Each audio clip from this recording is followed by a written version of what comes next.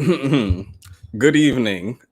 Apologies for the delay. I had to get some wine for this one. Actually, it's not wine. It's sparkle teeny. Sparkle teeny. I don't actually know what a sparkle teeny is, but it's like champagne. If you're curious, let's just lovely.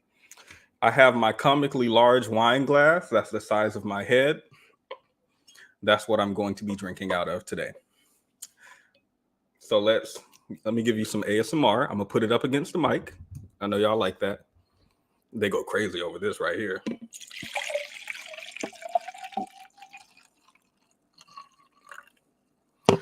You see that? Barely any bubbles, barely any foam. You know I've been a bartender in another lifetime. You know I've been a bartender.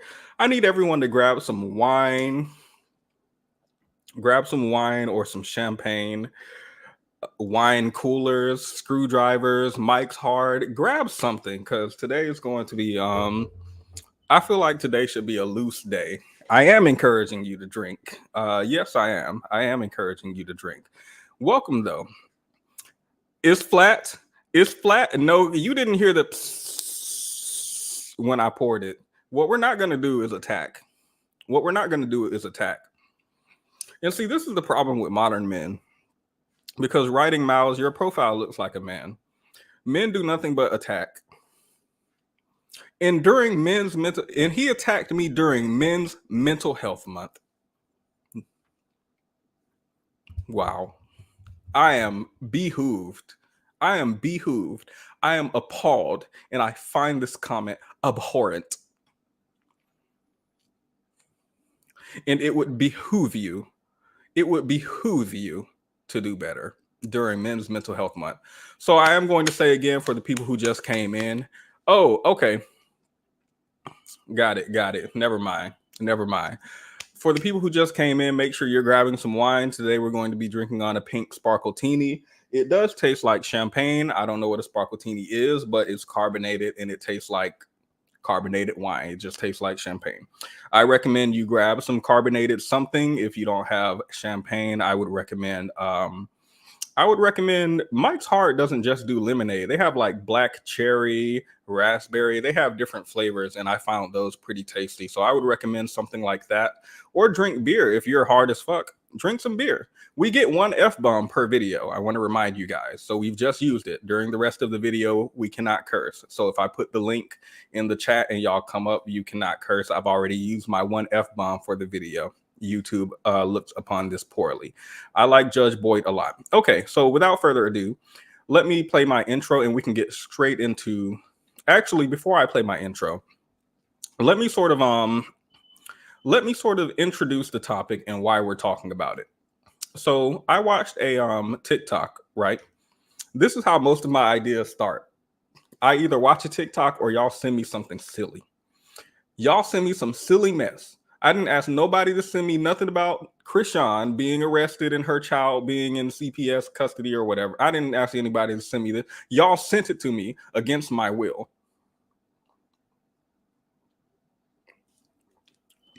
He might have been right. The carbonation is a little low. That's tasting a little flat. Maybe that cork wasn't corking enough.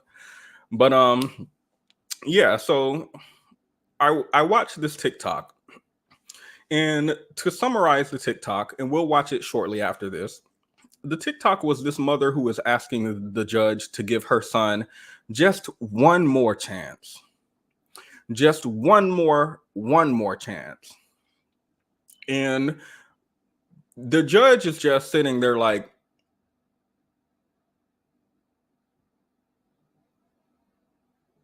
this was a visual moment if you're not at your phone, computer, or television. This was a moment, that period of silence was a moment where you just needed to be here at the screen looking. Apologies if you missed it.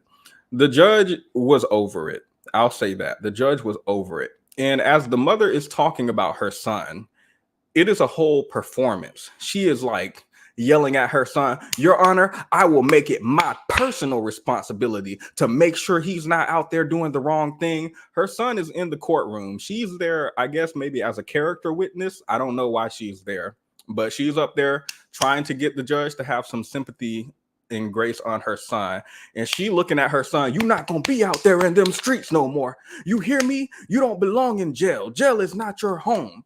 Your room is your home. Our house is your home. And I'm like, as I'm watching this was a black mother and a black father, although I don't, excuse me, a black mother and her black son, although I don't think this is specific to the black community. As I was talking about this with my friend, she called this boy moms. She called this boy moms. Prior to this, I was going to do a video where we looked at what I feel like is the consequence of Black women's intervention in an attempt to protect Black men.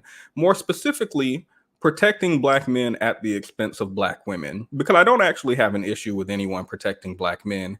More specifically, I think I have an issue with protecting Black men at the expense of Black women, which I feel like is done often. If you guys remember when Roseanne joined us for, Roseanne is the scholar who I have on sometimes. She joined us to discuss the color purple, and we were reading all the way back when, what is it called? The NAACP, right? What does that stand for? The National Association Ass Cheeks for Colored People. I don't know what it stands for, but it's for colored people, right? The NAACP bans this book and bans this movie for its depiction of Black men, even though it's telling the story about Black women who are being abused. And there's sort of during this time period, the discourse was sort of back and forth between Black men and Black women wanting to tell their stories, which sometimes do involve being abused by Black men, and Black men saying, we're fighting white people, we need to be silent about this. Put your womanhood to the side and be Black first. It's kind of what I was getting both from the news articles that we were reading from the time period when The Color Purple came out, people's words towards Alice Walker and Whoopi Goldberg, as well as the current discourse when the new Color Purple movie came out. I think it was earlier this year or late last year. The same discourse was happening, and I was noticing a sort of repetition that happens over and over and over again, which you guys know tends to happen in the Black community. In a couple of weeks, we're going to have a conversation about whether or not the man should go 50-50 on the date, and then a week after that, we're going to talk about who should be the provider, and then a week after that, we're going to talk about if he pays for the date, should you have sex, and then a week after that, we're going to talk about Black women ain't shit, masculine, weave, wig, and ghetto, ratchet, bun it outside, and then a week after that, something else, right? Do your hair, do your edges. This is the same conversation that has been happening for decades. So we talked about it in that video. Specifically, what we talked about is the fact that in The Color Purple, Black men have a plight as well. Black men are painted in a sympathetic light as well. Even the main character, who I would not have redeemed if I was making a movie, seemed to get a sort of redemption arc at the end of the movie. This is the man who was beating and raping folks. He got a redemption arc at the end of the movie. The Black men, contrary to popular belief, I believe were painted in a three-dimensional light, not like, oh, Black men are just super predators or something. But this story was still silenced for the sake of what I believe was protecting the image of Black men, even if it was at the expense of Black women being able to tell their stories, right? That's what was going to be the topic of conversation today. Instead, I went and watched every single one of this judge's videos. Like TikTok showed me another one, then another one, and I was like, oh, this is like watching Judge Mathis. She needs a show. So instead of doing that video, which I do plan to do in the future, I'm just trying to decide, are we going to do it specific to the Black community, or are we going to talk about boy moms?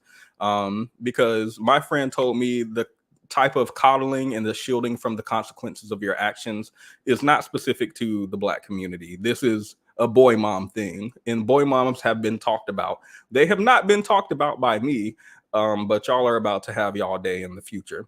Until we get to that day, today we're going to watch Judge Boyd. Before I play the first clip, I'm going to play my intro, and then we can get into it. Thank you for the super chat, The Front Porch Gardener. I hope your garden is well.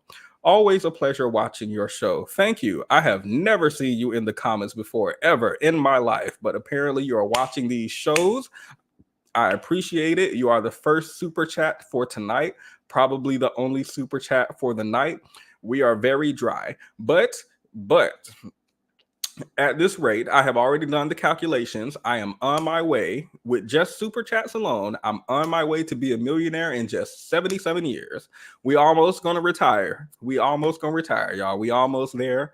We got 77 more years to go. It was 78 years last year. We are at 77. We just got to keep the years going down and down and down, and we gonna get there. I appreciate the super chat.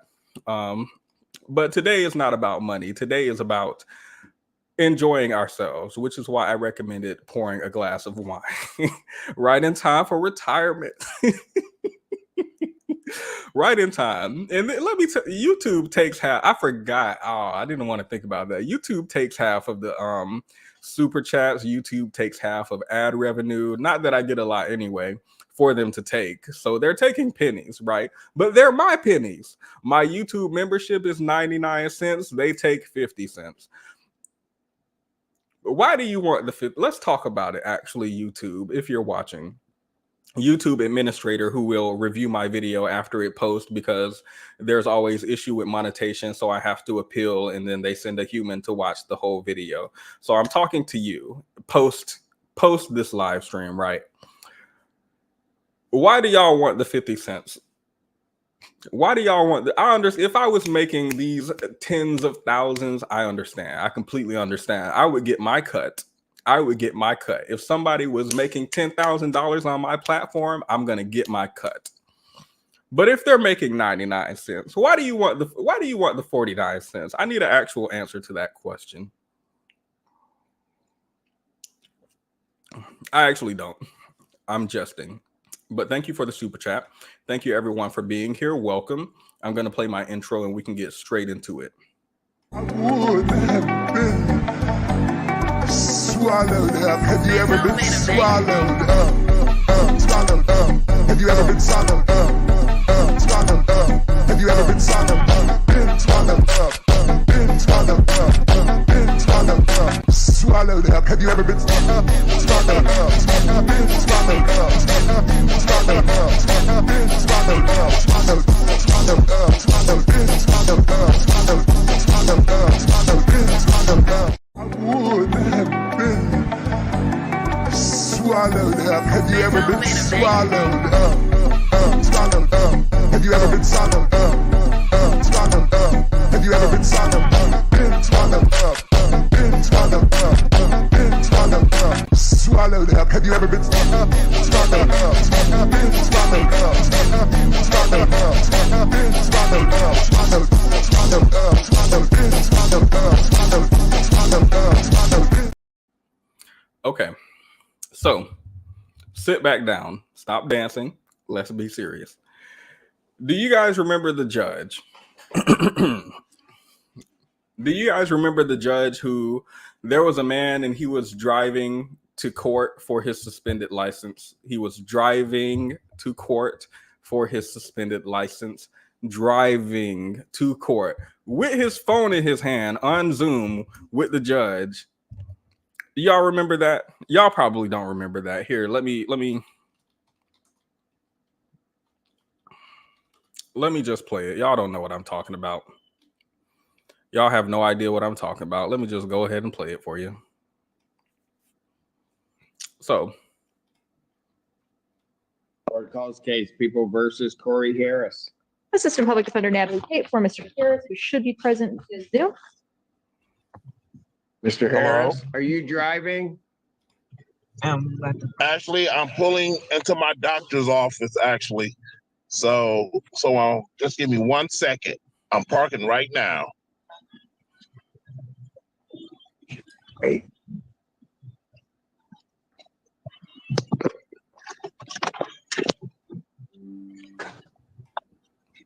You stationary? I'm pulling in right now at this second. Yes, I am. I will always point this out whenever we watch this clip. He was very happy right here. He was overjoyed. Yes, I am. Second, yes, I am. All right. What are we doing? Your Honor, we are respectfully requesting an adjournment in this matter, up possibly 2 to 4 weeks if the court would allow.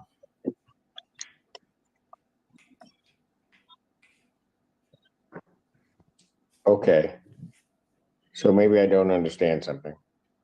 This is a driving while license suspended, That is correct, Your Honor. and he was just driving. And he didn't have a license.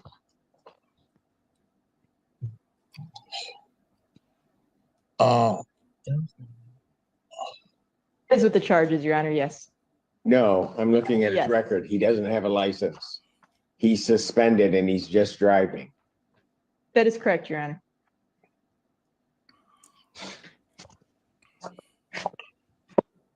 I don't even know why he would do that. So defendant's bond is revoked in this matter. Defendant is to turn himself into the Washington County Jail by 6 p.m. today. Failure to turn himself in will result in a bench warrant with no bond.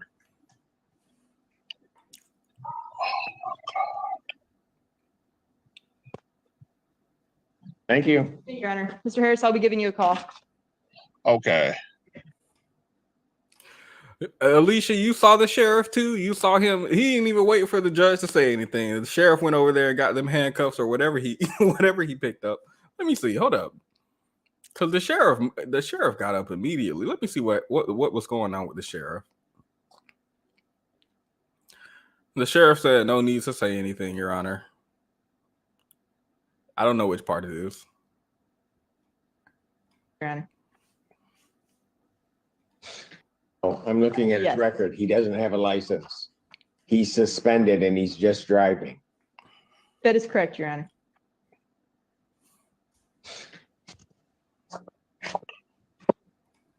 Got it. The sheriff went and picked up them. You won't be needing these. Won't be needing these court papers anymore. We already know how this is gonna end. Jail by 6 p.m. So this judge apparently does more than just give people traffic tickets for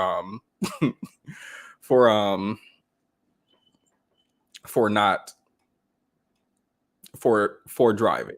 Not supposed to be driving. This judge apparently does more. As someone pointed out, this is Judge Simpson, Cedric Simpson, and he has, I guess he has an online following. Apparently there are court channels dedicated to watching his cases. This is one that popped up in my feed recently. You are who? I'm Jeff Moore, the son of Mary Moore. I'm here representing her, Your Honor. You can't do that. I have a document, notarized document. This, by the way, is a man who's saying he's going to represent who looks like his daughter. But I don't think you can do that legally. So Matter. I've done it before, Your Honor. Not before me. Not before you, but other courts. You're not, and they've done it wrong. You can't do that. I'm the property manager of the Are property. you want to argue with me about it? Because I'm going to tell you, you can't do it Okay. unless you're a lawyer. You need to get a lawyer. You can't do that. If I'm the property manager of the properties, I'm authorized agent to speak on behalf of the property.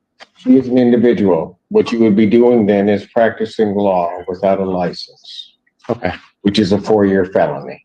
So you want to go ahead or not? Okay. Because I'll bring the prosecutor right up here. We can start the charges now. That's fine. I'll bring the prosecutor over here right now. We can get those charges filed. I can have you in handcuffs by 6 p.m. I ain't got nothing to do today but this case.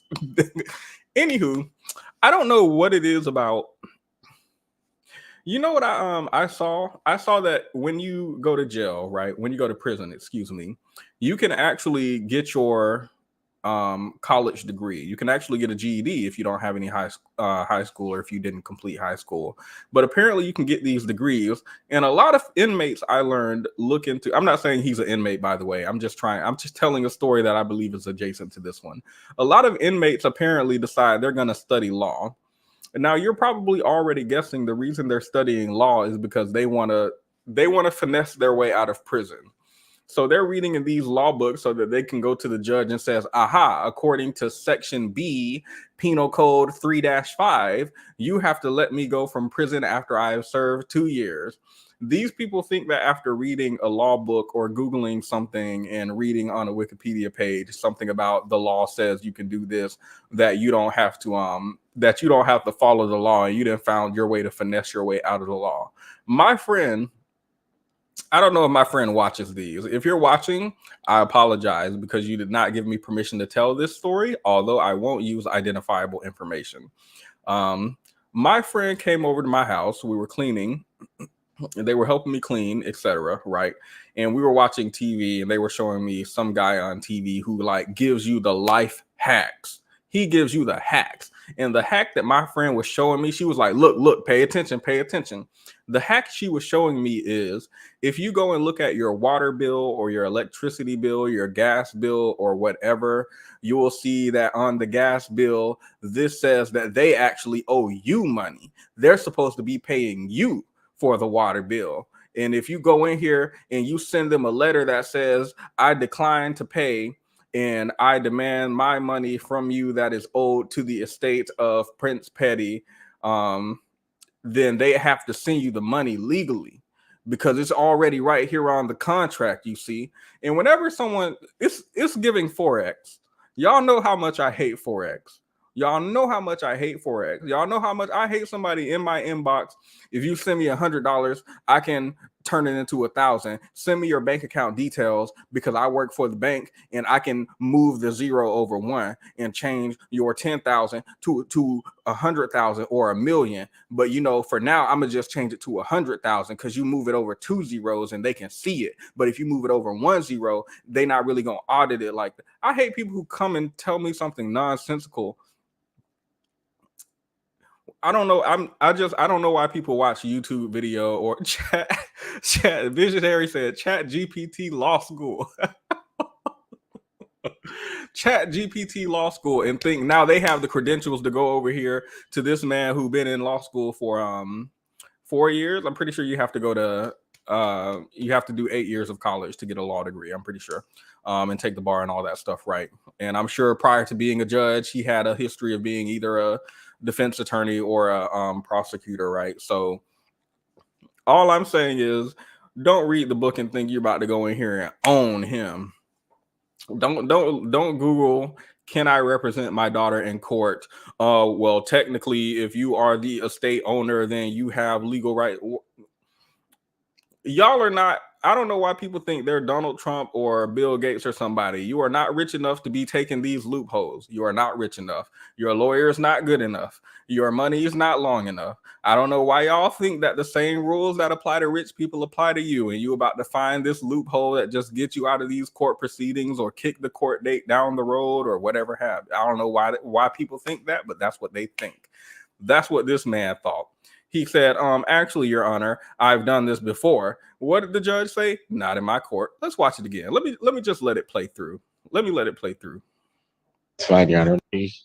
I'm authorized agent to speak on behalf of the property. She is an individual. What you would be doing then is practicing law without a license. Okay. Which is a 4-year felony. So you want to go ahead or not? Okay. Because I'll bring the prosecutor right up here. We can start the charges now. That's fine, Your Honor. No, I'm not interested in that, but that's fine. How long will it take to get Miss Moore to get an attorney?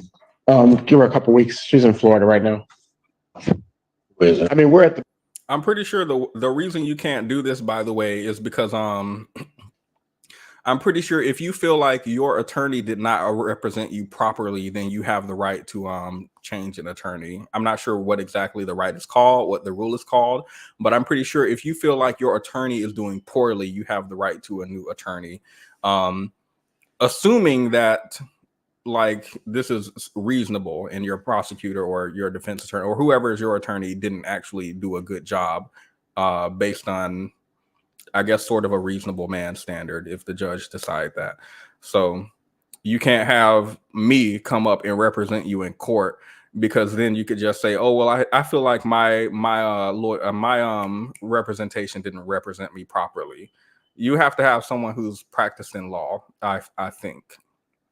I'm not practicing law, so I can't tell you the actual answer to whether or not that's correct. That's just what I'm pretty sure is true. The point, it's almost settled anyway, but that's fine. Your name, ma'am? I got 1 or 3 weeks out. What would you like? Give me 3. And what's the claim in this case?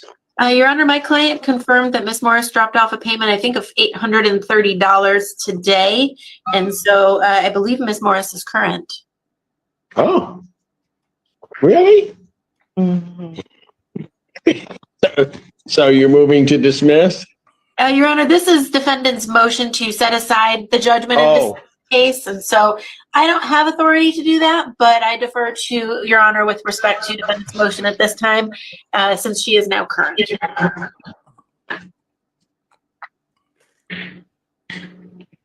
told me you were going to do it. Oh yeah, you know. Oh, he looks so proud of her. Yeah, I did it. I got pipes busted. I got like $24,000 worth of damage at my house now. So this was on the low end. So thank you. Anybody living in Arbor Woods want to buy a house? I'm for sale. Okay. Your motion to set aside the judgment. I'm going to grant your motion. Thank you, man, for making it work. Take care. Have a great weekend. Look, I like a no nonsense judge who has a heart. Like, you work with me, I'll work with you, but you gotta work with me. I'm just so happy. Should they both look happy? I told you I was gonna pay it. Let's see what the let me see. I'm hooked on Judge Simpson. This judge is iconic. He don't play no games. He's my new friend. Judges put up with so much nonsense. Oh, the way I watch sovereign citizens in court. We're not gonna watch it today. Y'all can Google it or look it up on YouTube on your own time. Them sovereign citizens who be going to court. Your Honor, you cannot prosecute me for drinking and driving because I live in Prince.petti. This is the land that I have claimed around my house, which is a separate country. So technically, I'm an ambassador from my land, Prince.petti, and you cannot arrest me on these charges. You see, I'm a sovereign citizen, if I do say so. We could play one sovereign citizen. Let me see. I don't even know how to spell it. Luckily, there is autocorrect. Sovereign citizen, and look which judge it is. Look which judge it is with a sovereign citizen.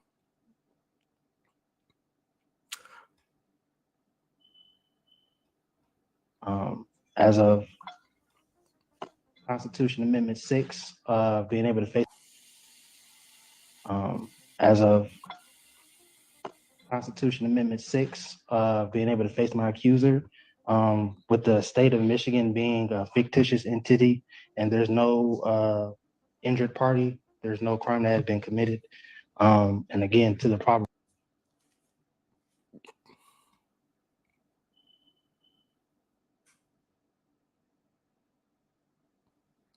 Your Honor, I was drunk driving, and per Section B, Penal Code 3-C, the only time a crime is committed is when there's a victim. And since I was just drunk driving and didn't hit anyone or any property, then I'm free to go.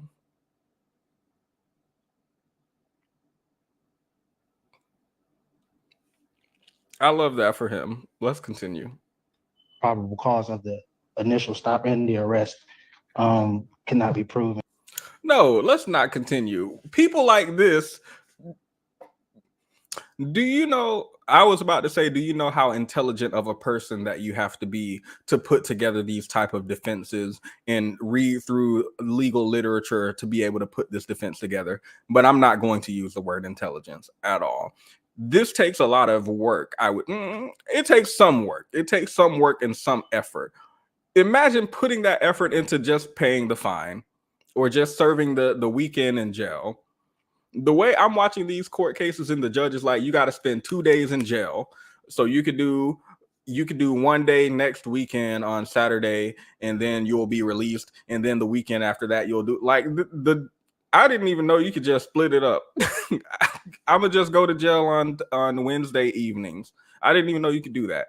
But if you make a mistake, do your time and keep on the straight path. I feel like it's so easy. It takes effort, but would it take as much effort as reading through the legal literature just to come in here and look like this? if you put that effort into something else, maybe not drunk driving, for example. I don't think this man drove while drunk. That's just an example I'm using, but this is annoying to me because you could have applied that. You could have applied that to something productive.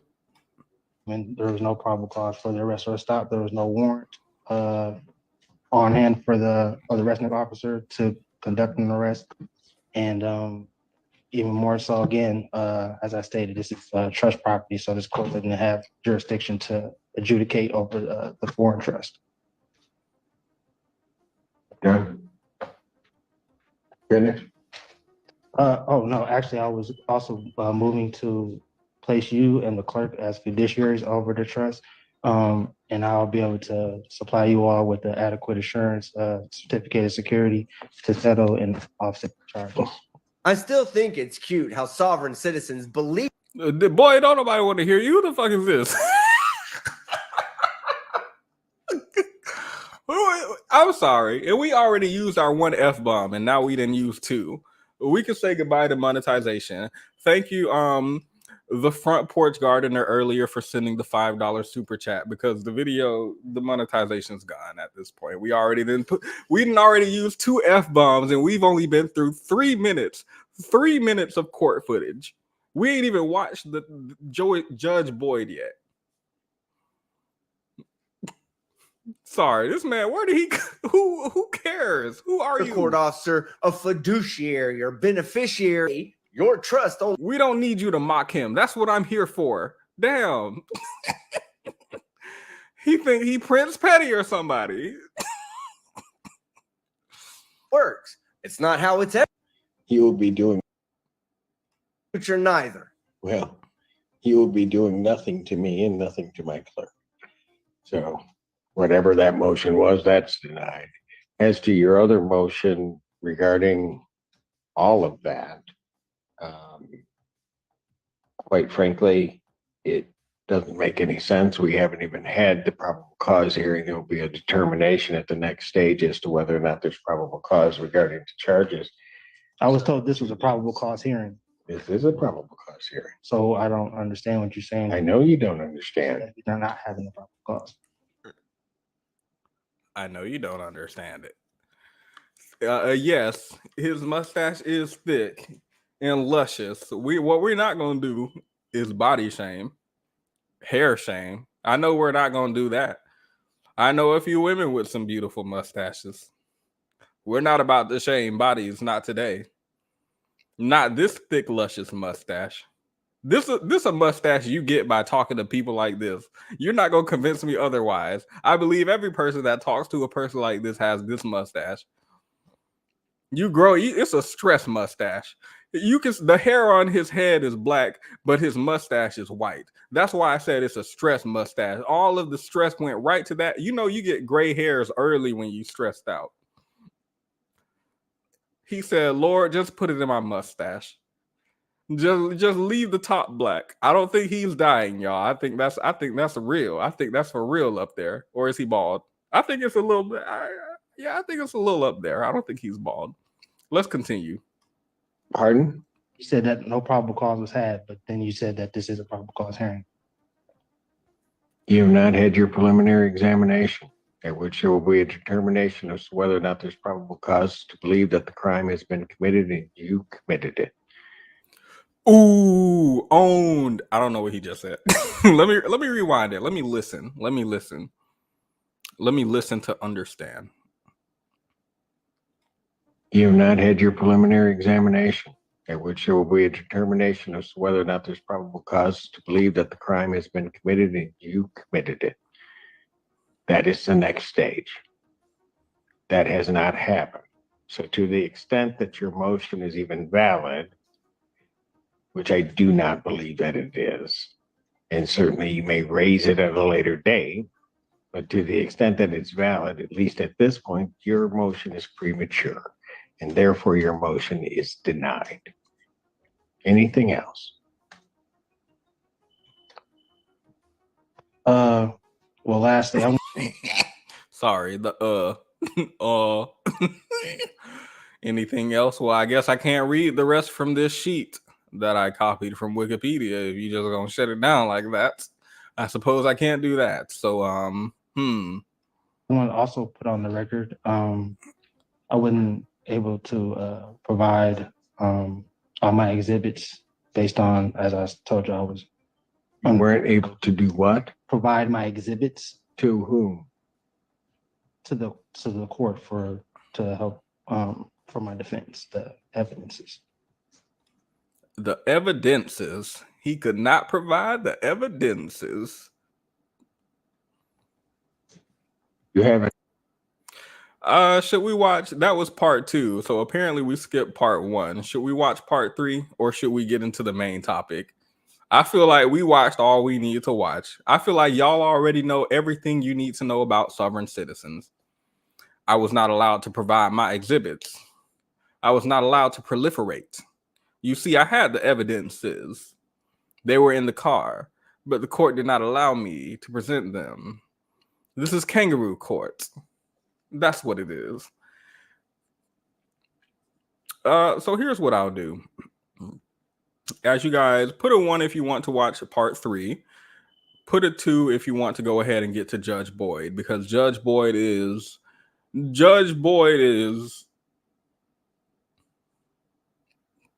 indescribable, apparently. Indescribable. So I'll drop the link. I think what I'll do is make this an open panel. Anyone may come up if they wish to comment on any part of the court proceedings that we're going to watch. 2 2s, 1 1. 3 2s, 2 1s. 4 2s, 2 1s. Let me just wait for him to come in before I... So I will pin the link. You are not obligated to come up, but your presence would be welcome. This is an open panel, and hopefully what we watch will be fun, even if some of the topics may be heavy. These are court proceedings. The topics of some of these can get heavy. The topic of some of these could be domestic violence, for example, sexual assault. I don't know that those are the topics, but they're in court, so they could be in court for things that are egregious. So I do want to put that out there. But hopefully it will remain pretty loose and pretty fun. Also, we're doing Pop the Balloon. In the future, we're doing Pop the Balloon. Not today, but in the future. I've seen that man with the short neck who they call Ninja Turtle. I don't engage in name calling, but they called him Ninja Turtle. I have seen him. My friend made me watch that episode of Pop the Balloon. I refuse to watch it further without being monetized. I'm not about to do that to my brain cells for free. I'm not.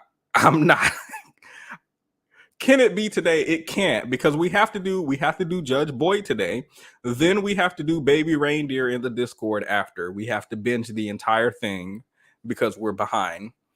We have to binge Baby Reindeer. Keon, click the link and come. Why are you in the comments and not up here? This don't make no sense. I finally caught Keon. I haven't seen Keon in 3 months. 3 months. Anywho, I see mostly 2s. So what we're going to do, we're going to go to Judge Boyd. We're going to go to Judge Boyd, and I'm going to show you guys the video that made me say, we have to talk about boy moms. We have to talk about boy moms. That's what I think we'll do. So let's go ahead and watch. This made me cringe. This video actually made me cringe. I watched the entire thing. It's 4 minutes and 17 seconds. We are going to watch all of it in its entirety. This is a Black woman who's fighting for her son. The comment section on this video were split. Half of the comments were saying, Judge Boyd looked like she don't GAF. The other half of the comments were saying, this is a mother who loves her son. Look at her passion for her son. And I feel like this is not something we should endorse. But let's watch. Purple Lover, you were saying that you think we should protect Black men, even if that is at the expense of Black women. You were saying that in the comments and you wanted to come up and explain. You're on mute. What you say now? Because I was trying to get my headphones together. You said you were you feel like we should defend black men from earlier conversation, even if it's at the expense of black women. You were saying in the comments, and you wanted to come up and explain that. Yeah, I totally agree. Sure. Just like I hope the sun turned black tomorrow. I don't think. Did you have any comments actually on any? I was just joking, by the way. If you're in the comments, I did you have know. any comments on anything before we get into Judge Boyd? I just find it hilarious what you were talking about this woman caping like she's going to be able to do so much to keep her son at home when we can clearly see she hasn't been able to do that because there would be no need for him to be before a judge if she was actually capable of doing what she was claiming. That was entertaining. And then for her to act. Entertaining. That's going to be the word for the day. Entertaining. Are you ready? Yes, I am. Let's do it. Need a little help? Yes, ma'am, he does. Am I asking the court to help my son? Yes, ma'am, I am. Am I going to do what he won't do? Yes, ma'am, I am. He needs help. He needs it. He wants to help. He wants it. And I tell you, if you give him a chance, you're gonna do right. Or I'll go upside your head myself. Because you're gonna do right. You have to do right. Let me pause. I think threatening assault, even if it's like colloquially, we say I'm gonna knock your head between the washer and dryer. We don't actually mean I'm going to physically abuse you. We're just using it. We're just using extreme language to personify whatever we're not personify. What is it called when you want to make something exaggerated? I forgot what it's called, but we want to exaggerate what we're talking about, so we use like flagrant language. You want to emphasize it. Huh? You want to emphasize it. That's not it. It's something specific though. It's like an official word. Like, you know how simile, metaphor, onomatopoeia, there's something for exaggerating. I just don't know what the word is for it. But it's like one of those words that describes a certain type of language. It's not exaggerate. It's not embellish. Hold up. Cause I'm about to find it.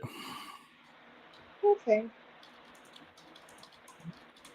But I'm just saying it's not I know the judge was hyperbole. like, oh. Yes, thank you, Pearl. Thank you, Ngozi. Hyperbole. We're speaking in hyperbole. I don't actually mean I'm going to physically throw your head between the washer and dryer. I mean, this upsets me. Keep playing. Keep playing. Y'all know how black moms are in particular. Keep playing. I'm gonna get in knock you into the middle of this week. Into the middle of next, I'm gonna knock the black off of you. My mama told me that one time, and I told her, I said, go ahead. I was like, because then I'll be clear. I was like, then we could seriously make some money. So I'll be the first clear person on earth. My mom actually knocked the black onto me.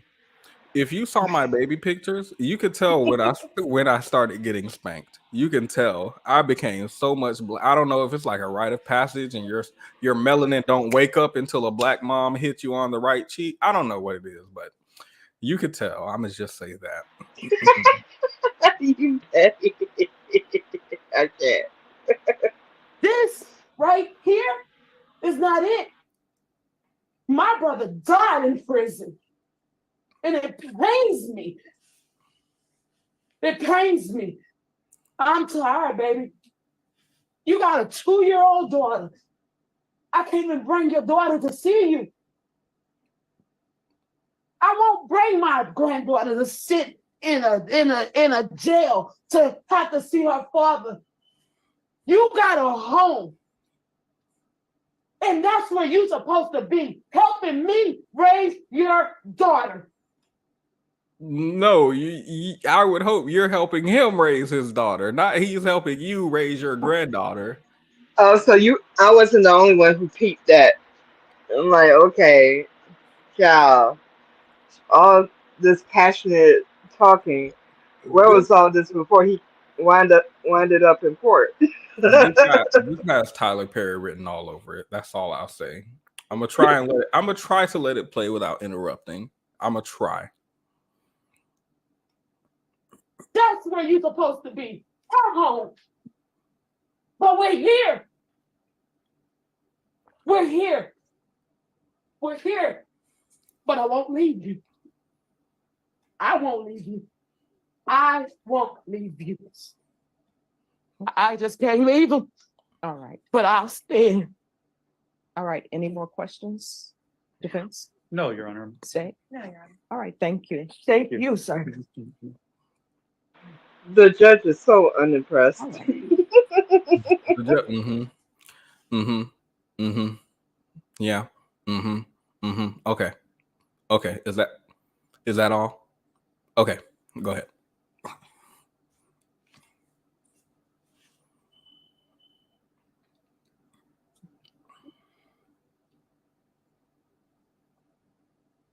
All right. It's a shame you brought your mom down for here because of your actions. Probation, what are you requesting? Due to the case being further extended, expired revocation or term on SAP. Well, I can tell you all, I'm not going to terminate on SEP because he hasn't done anything. I wish Black Daughters got this too. Oh, I'm still, don't worry, I haven't forgot about doing the deep dive into Black women in the courtroom and their interactions with the police and how they tend to be punished a lot more harshly in the courtroom, right? I have not forgotten this. Don't worry, I'm still doing my research. So there are two choices. And this is the court will do. Well, before I say that, has he done anything on probation?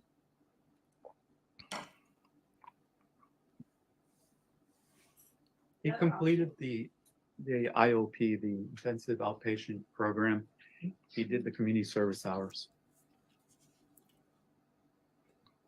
And he's paid 500 and something. Your Honor, Mr. Harper did complete intensive outpatient treatment.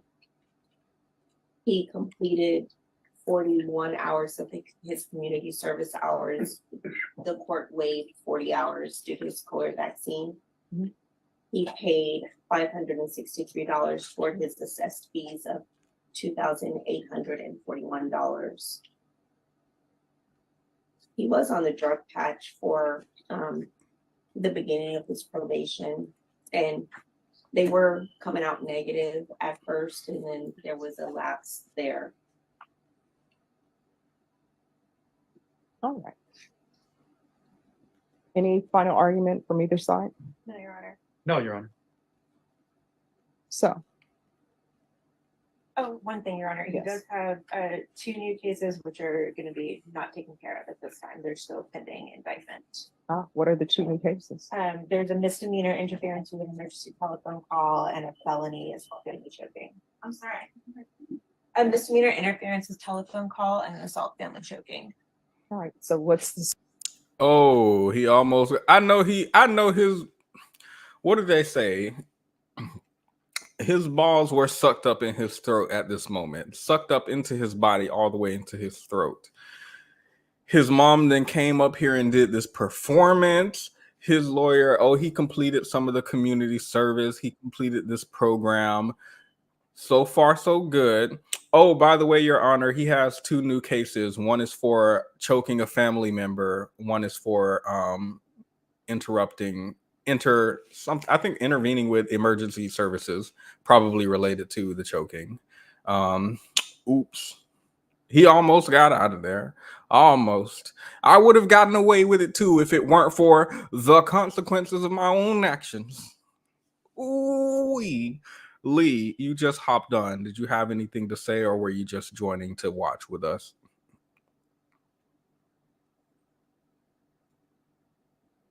Going once? Going twice? I didn't know his mom was is that why I assume he's on parole based on what they're talking about. He's been on parole and given some tasks to do, completing some community service and blah, blah, blah, presumably from a prior court case. Is this why he's back in court? Is he back in court because he's violated parole in some way, and that way happens to be, it looks like, choking a family member and then intervening with emergency services? Why would the mom, with this knowledge, why would the mom be up here defending him? He can change. He's not the same man he was 3 days ago when he was wringing my throat out. What are we doing? This is the issue that is ongoing, not allowing grown people to be accountable for their actions. And yes, it is a parole violation that he's going up for, because when he got the two charges, that was a violation of his parole. And they're telling you he was already on parole for something else, and he was supposed to be doing certain conditions to be out. And even with that, he wasn't completing all of that. He completed quite a bit of it, but he he wasn't even doing all of that of what was agreed to for the parole to occur. This is the And so point. now we're supposed to ignore the fact that he didn't complete the conditions of his parole, and now he's back before a judge again with two brand new charges. Isn't that wonderful? This is the point in the video where I said, what are we doing? There is 19 seconds left. I don't know what happens next. This is the point where I paused and decided we need to do a video on the consequences of protecting Black men, specifically in the criminal justice system, depending on the crimes that they commit, right? Depending on the crimes they commit. I want to distinguish ourselves from the type of people who believe that you have to be a perfect victim in order to get sympathy. That's not what I'm thinking. But what I'm thinking is there an objective line that we can draw around who we choose to protect in the community? When this man went out and put his hands on presumably a Black woman or man, girl or boy, this is the point where I decided that after the mom got up here and did that whole thing just for at the end to say, oh, while he was on parole, he has 2 new cases for choking and some other stuff, choking a family member. So what are we sacrificing if we're protecting someone who's willing to put his hands on Black women, Black men, and Black children? We're sacrificing the community. We're Because sacrificing Black women and girls. absolutely. But it's the community as a whole as well, because of the fact that who's to say he won't just do it to anyone? I know the statistics show that he will more than likely do it to a Black woman or a child, but that's all still the community. We're sacrificing ourselves to perpetuate bad behavior of people that isn't going to respond to anything than having actual consequences enforced upon them. Because we're seeing that even when he was given the opportunity to do parole, we see we're back before the judge again because he's not taking it seriously. So I'm wondering what type of approach we need. Judge Boyd, I know based on watching her recently, has a particularly difficult parole program. So it's not as if he was, well, I was going to say he wasn't let go easily. Someone said in the comments, I'm not sure if this is true, but he was in prison for putting his hands on his child's mother. In which case I would say parole is being let go easy, but since I can't verify that currently, I would say in this case, it's not necessarily that he was being let go easily. Her parole is difficult. She requires a lot of community service. She requires usually parenting classes if you have children, which will waive the community service. She requires a fine paid, proof of employment. She seems to have like a template that she uses across all people. So it's not easy by any means. Or I wouldn't consider this being let off easy. But is it too easy? Even though I wouldn't consider it easy, is it too easy? Does it need to be harder? Is what I'm asking. Does there need to be more tough love? As the title of this video says, I believe she is tough love personified, but even her methods don't seem to work. So I'm wondering if tough love is what we need. If tough love doesn't work, if it will be better or worse, regardless of if it works in the end. And that's kind of where I'm at. Thoughts, questions, concerns, comments. I do think that we do need to do something about getting to the root cause of things, like getting proper therapy. I don't think you can just treat one thing. I think her way of doing it is better, but I also think we need to address the core issues of what's causing him to offend in the first place. I don't think you can just give out a consequence without dealing with the actual things that's causing the situation in the first place. I've got to say, how much hand holding are we expecting, right? Like, what is the level with which you have to say, you're an adult? Stop engaging in behavior that you know is illegal. So I'm many not Black talking women, about hand holding at all. so many, okay. So many Black women go through life without as extensive and as violent a criminal history as Black men do. Yet there's so many Black men, and they're abusing everyone in the community, right? So yes, I do think, should there be some programs in place? Sure, I guess, like that's good for everyone. At the same time, I do think there has to be a level of accountability, even if it is harsh, because the amount of Black women and girls that are being harmed and unalived has gotten to a level where we're clearly documenting it, right? It has its own name in the cultural zeitgeist. It is scary for Black women in so many different places. And I don't think anyone deserves to live their lives in constant fear of their neighbor, right? Especially since a lot of Black women live around Black men, because Black men love to say, it's proximity. It's just proximity. Well, then there has to be something done about how close you are to us then. And I don't want to be someone who, calls Black men as if they're animals. They need to be cordoned off from society. I don't want to say men in general should be cordoned off from society. But at the same time, the bulk of the harm is coming from one place, and it's men. And in the Black community, it's Black men, So I I I am in favor of being tough on crime, even though I do know that it's not always the most effective, because those people do wind up with the, recidivism loop. But there has to be something done for the safety of Black girls. And I don't know what else could be done. I think I don't disagree with what it sounds like both of you were saying is preventative measures, right? Punitive action.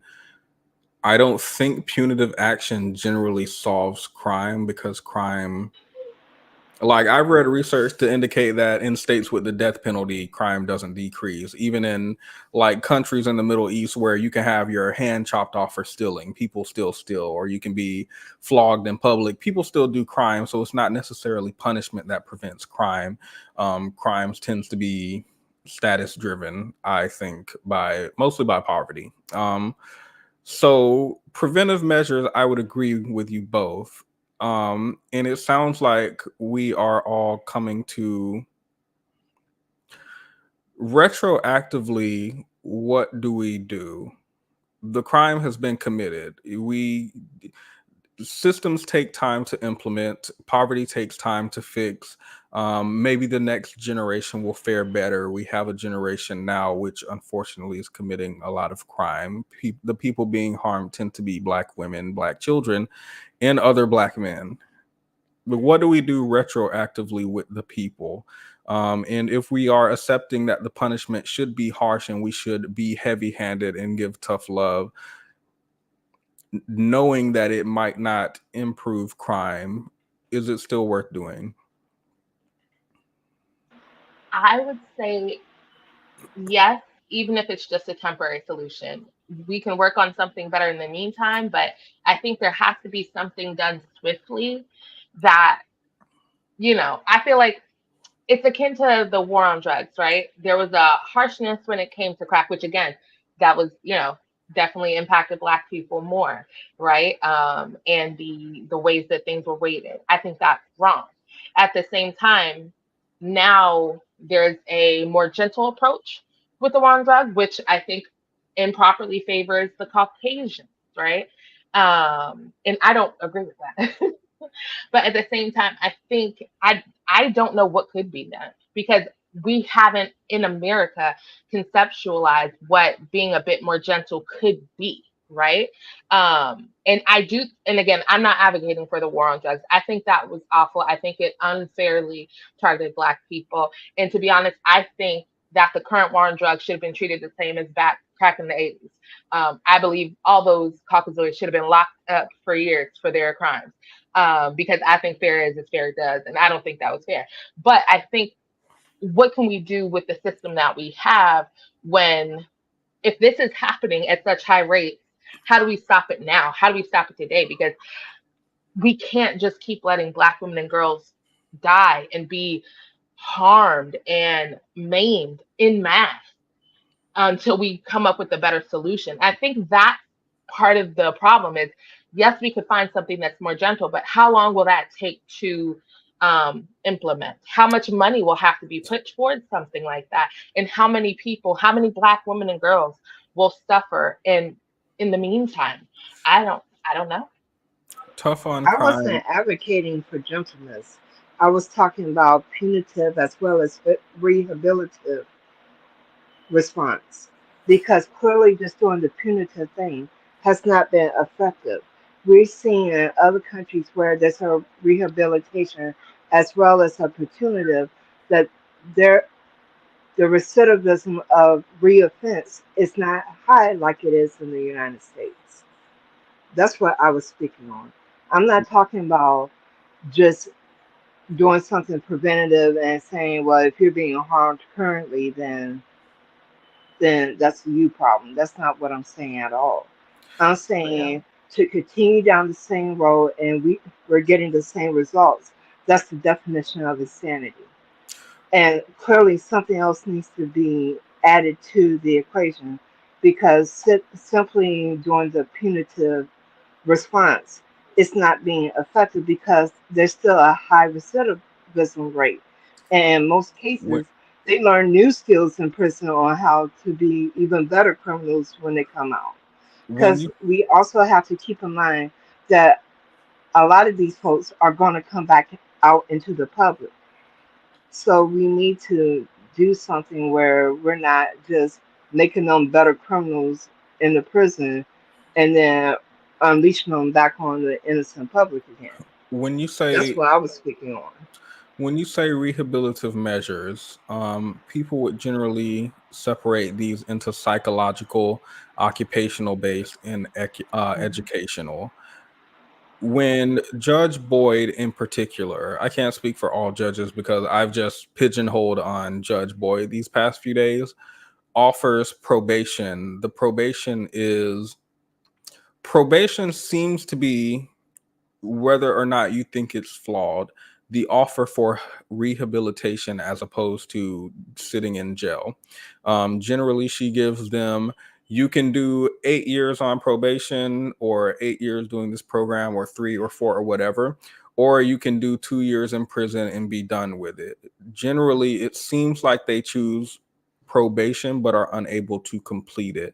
They're unable to complete the parenting class that she has them sign up for. They're unable to complete the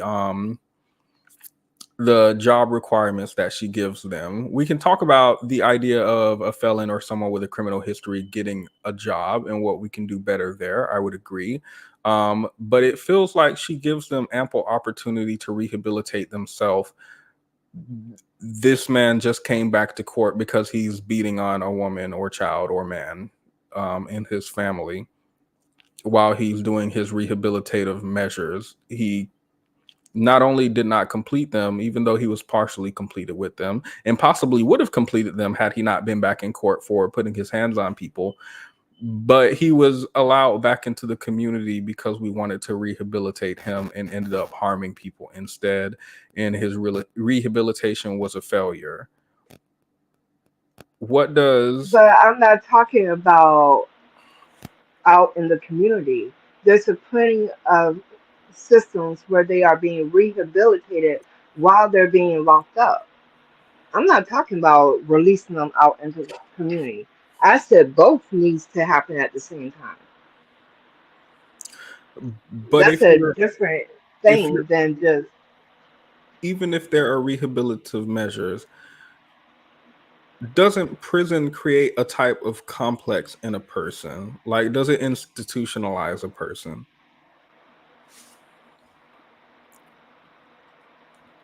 it can. It depends on what type of setup you have. The way that our current on the person. correctional system is set up, yeah, it does institutionalize people. But that's because you When have I, a prison complex that's relying on having a certain amount of bodies in the prisons because it's one moment. when I say, Because, mm-hmm. because each state is required to keep so many people in the prison system. So it's there's a lot of nuances to why the prison system looks the way it looks.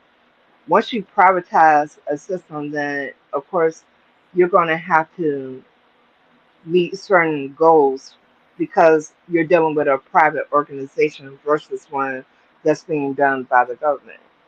And our prison system has been privatized. So that's a whole new set of problems that comes along with the privatization of the correctional facilities in the country. Okay. Well, I'm going to assume everyone here would suggest that rehabilitation be increased, measures to address poverty or other communal issues that might lead to increase in crime be implemented on a systemic level. And did I say rehabilitation will be done in prison, like separate from general population? Did I already say that? Well, if I didn't, then I'm assuming this is what you would all recommend. I would agree with you. When I said institutionalized, to clarify, I just meant being in prison and then being unable to function normally once you get out of prison, kind of like maybe like some people who get out of the military and go to and can't adjust to life on the outside, to clarify. But this is just something that I'll struggle with for a little longer, until I figure it out. Does anyone else have comments on this matter prior to us finishing the last 19 seconds of Judge Boyd's video and then getting into the next one?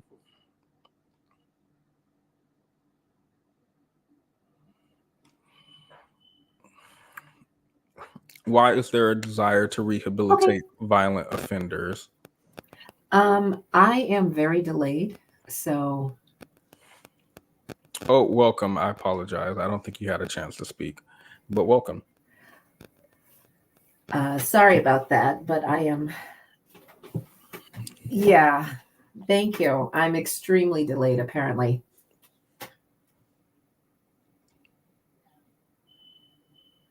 Yes, you are. But when it comes to rehabilitation, from what I've seen, yes, there are a lot of reoffenders. And what it looks like is that they are trying to fix the problem on the back end. And the issue that I see is that if you try to fix the problem on the back end, you're dealing with a person who doesn't really take any of this seriously. And what ends up happening is they're given this chance to rehabilitate in a way, but they don't see it that way. They see it as their way out of punishment. And considering that they don't, well, most of them don't really see this as whatever offense that they're being arrested for, they don't really see it as a problem. They don't really see it as an offense. And so when you give them an out for something that they don't believe they did wrong in the first place, they end up just saying, okay, yeah, no, I'll take that out. I'll take it. And then they go about their business and do exactly what they did prior to. I mean, you might be able to get a few months out of them where they're doing okay, but then all of a sudden they stop reporting for their regular UAs, or they, go somewhere where they weren't supposed to go. If it's one of those special cases where they attack certain groups of people or at a certain location, they're not supposed to go back there. They will go back there. They end up reoffending because they truly don't think they did anything wrong. They just got caught. And so you can't really fix it because you can't force rehabilitation on somebody who is not trying to accept it or accept responsibility themselves. And so you run into the situation where you're trying to make them rehabilitate and they don't think it's a problem in the first place. But yeah, that's it. I looked up likelihood for someone on probation to reoffend, and it is very high. That doesn't tell me what reason they reoffend, but it is very high apparently. I went to fact check. I will say another issue is that when it comes to probation, right, you have to be at certain meetings. I've known people who are on probation, and I've worked in something that was partnered with a probation office before. And the problem is that a lot of the time, people don't mind helping you get into awful situations, but they're not going to help you do anything to better the situation, right? The community is only interested, well, certain sectors of the community are only interested in helping perpetuate the negativity. And I know someone had said what is causing them to offend in the first place in the chat. And I think it's a cultural issue, right?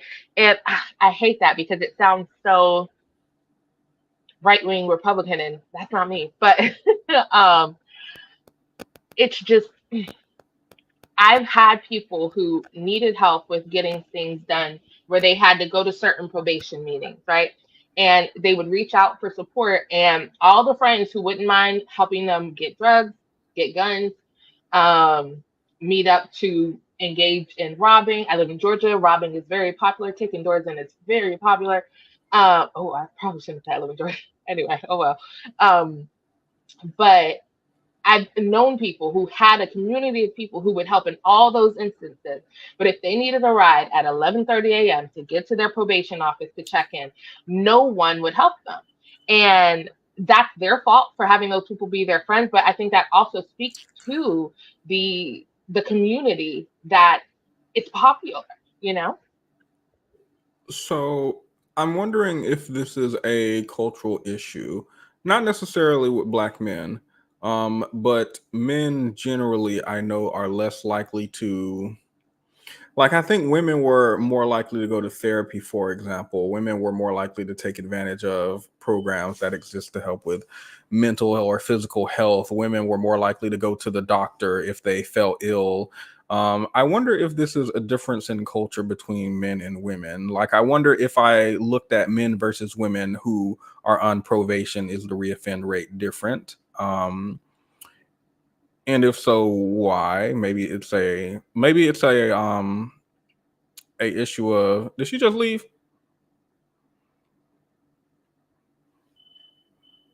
Did who leave? Sakara, the person I was responding to. Anyway, She left. She said she doesn't like us. It's fine. We're not cool. It is what it is. I'm okay being not cool. But I'm wondering if there's a difference between gender. I think that's something I'll look into. I don't yet have the depth to tackle the entire prison system, what type of punishments are appropriate, what type of punitive action and what rehabilitation look like. I was just curious about everyone's thoughts. Key, you just hopped up. You're on mute.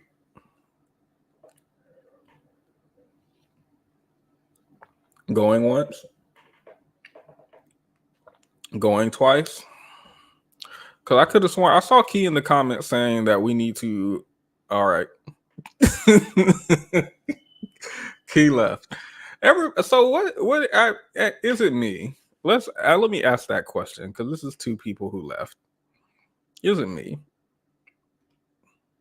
It's not you.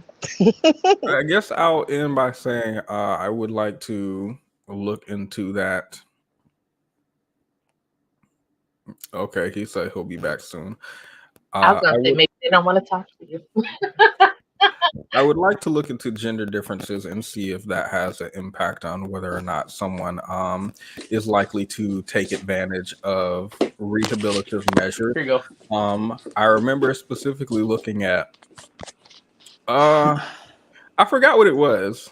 So I'm gonna cite this with a very, very big block of salt because I can't remember it at the moment.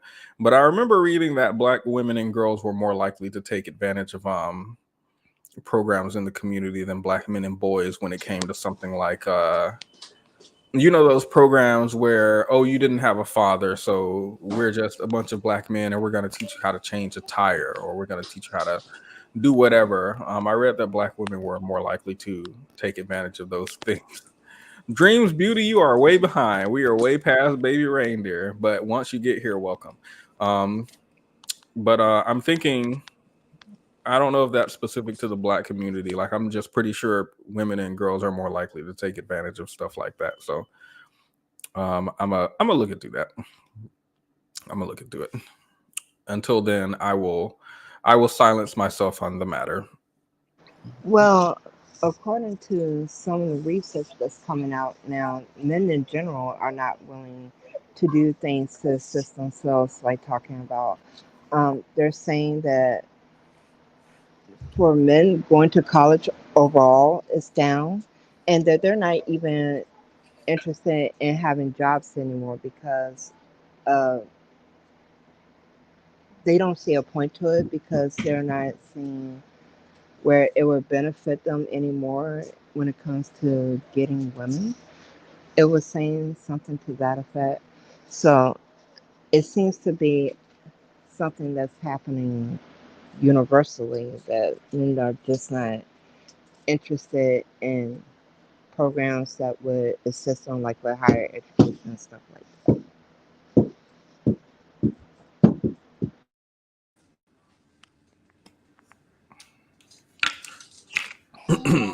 Agreed. Key, are you with us now?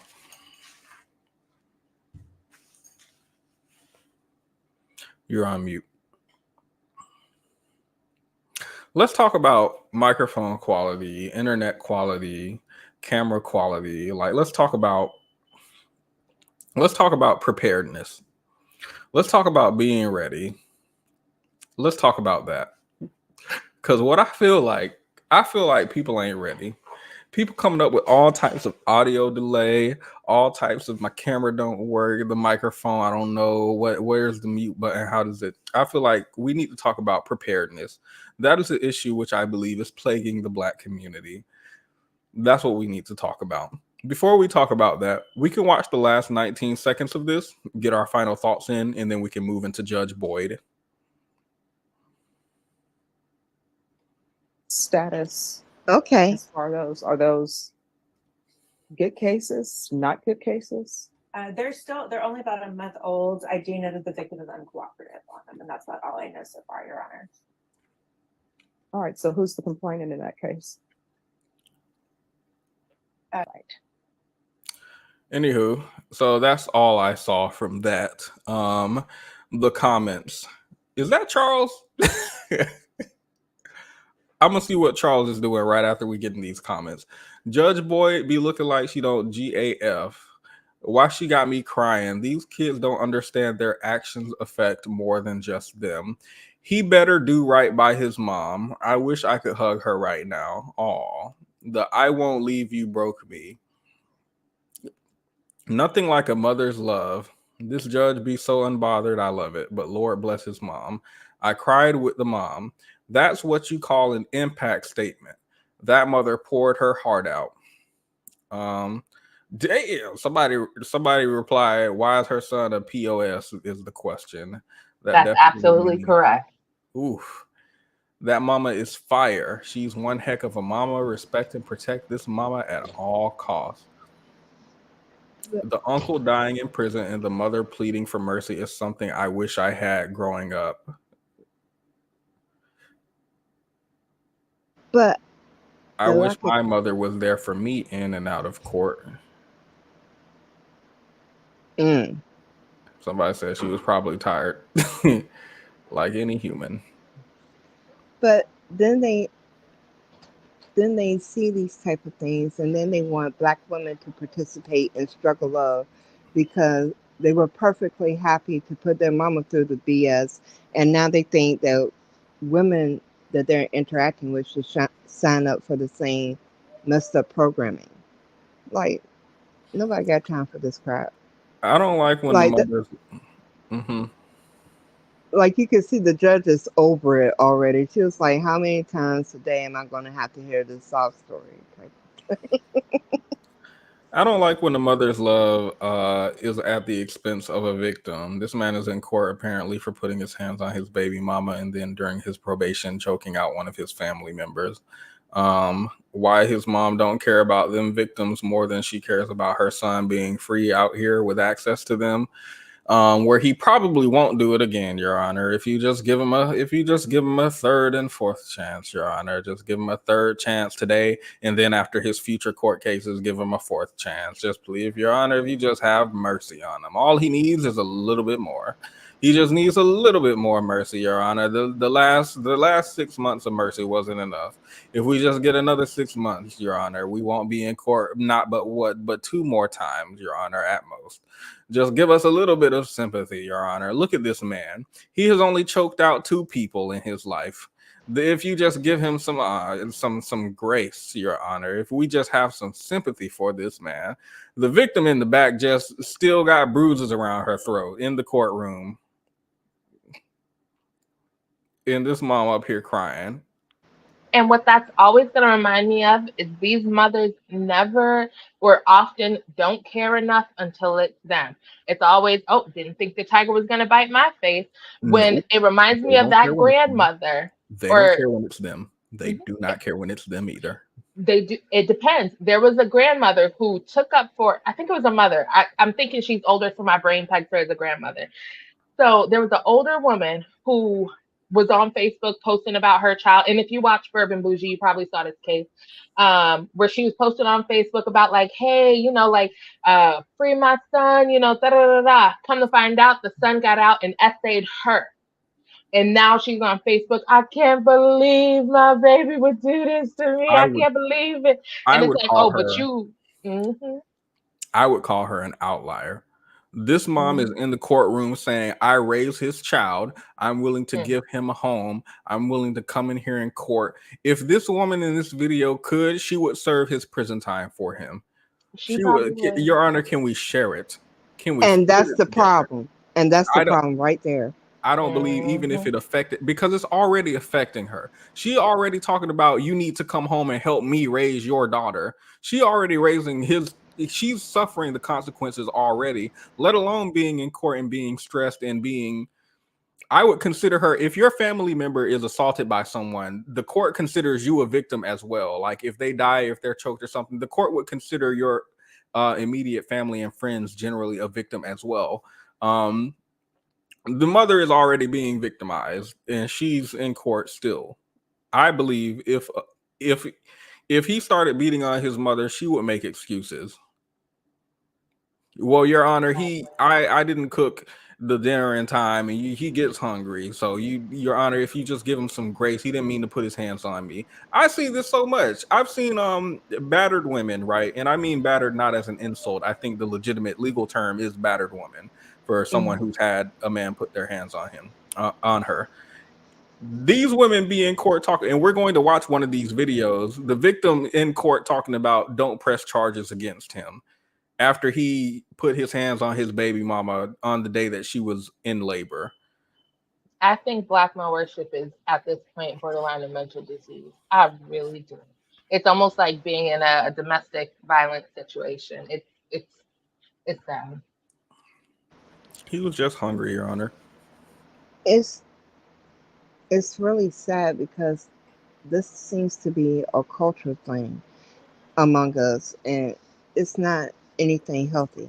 We're sacrificing ourselves for people who won't even cross the street and spit on you to put you out if you were on fire.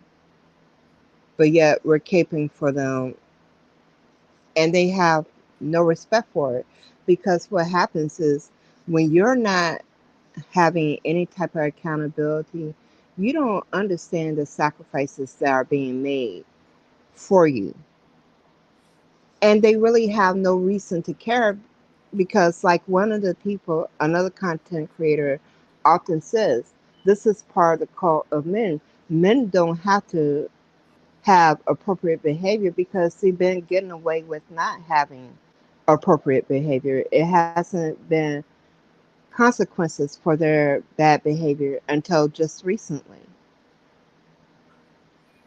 because everything was set up for them to be this way so they could do whatever they wanted, and there was no consequences to be had on their part. But yet meanwhile, they're giving women consequences to the point of being unalived in a lot of parts of the world, including here. I do read about the difference between boys and girls being raised, and how girls tend to have more stringent standards. Like, have you ever heard of, they did I wouldn't say a study, it was like a experiment where they put boys and girls in a house alone, with just cameras, and they could call an adult if they needed to for emergency. And the girls were in here making a cleaning schedule, divvying up chores. One of the girls felt upset, so they talked to her about their feelings. They were splitting cleaning and cooking, and making meals. And the boys then made gangs, and if you wear blue, don't come on this side. If you wear red, I ain't with you. Apparently maybe ate all the food in the fridge or wasn't cooking it properly, was fighting with each other. I think they killed an animal at some point. Yeah, they had to stop with them. If I recall correctly, when it came to the boys, they had to put it into it because it just degenerated to the point where they were like, this is not even worth doing anymore. And this obviously is just one case study, but it was meant to, um, what's the word? Illustrate the data around boys and girls and how they're raised differently. So maybe to your point, yes, maybe there should be more discipline in youth for boys prior to them getting into the court system, at which point punitive action might not necessarily help them. Rehabilitation is not really a thing currently in the United States, and once you're in there, you're pretty much in there. So I agree. But I wasn't just speaking of the legal consequences. Overall, men do not get serious consequences for their bad behavior. Legally, black men have gotten consequences, but look at what's being done in this case. This woman is literally caping for her son to be let out so he can go and victimize more people. And they don't care because they don't have to, because look at what's occurring. There's a plenty of folks willing to defend their bad behavior. aka the old saying, boys will just be boys and all that kind of crap. So it's no, there's no benefit to them acting different as far as they're concerned, because why would I act any different when I can basically get away with it? I've been getting away with it and I can continue to get away with it. So there's no payoff for them to choose a different behavior, because they're getting paid, they're getting the payoff with the behavior. They get to do the behavior and they're really not being given any type of consequences. Notice women have asked men, well, why aren't you holding each other accountable? And they just do not want to hold one another accountable for bad behavior. And society as a whole has no desire to hold men accountable. So when you have something that's intrinsic in the society not to hold men accountable, there's no benefit for them. They have no reason to even care, like you said, because there's nothing to make them feel like, well, maybe I should take a second thought to this behavior, when nothing is really going to be done to them until recently. Like I said before, the consequences recently have been just started to be implemented where it's causing issues, and now we're having men complaining about being lonely and all this other crap. And even then, instead of wanting to deal with their issues, some of them are actually talking about doing harm to women because they're no longer willing to tolerate the BS. So even now we're seeing that they don't feel a need to care. They actually believe that they can just cause harm to other people and they can get what they want. So even now they're not interested in doing anything different. Got it. So we don't know what a solution is what I heard. And even when there's consequence, nothing changed, and sometimes they double down. Got it. That's what I heard. That's what it's looking like, unfortunately. Key, are you together? Yeah, my bad. I was having a little bit of a connection problem. Welcome back. I have not seen you on the channel in a while. Yeah, man, it's been a long time, but see, this happens to be one thing that I'm kind of closely tied with. Um, so I'm gonna play devil's advocate for just a second on this because I heard her mention something like men are not receiving serious consequence, I think is what she said.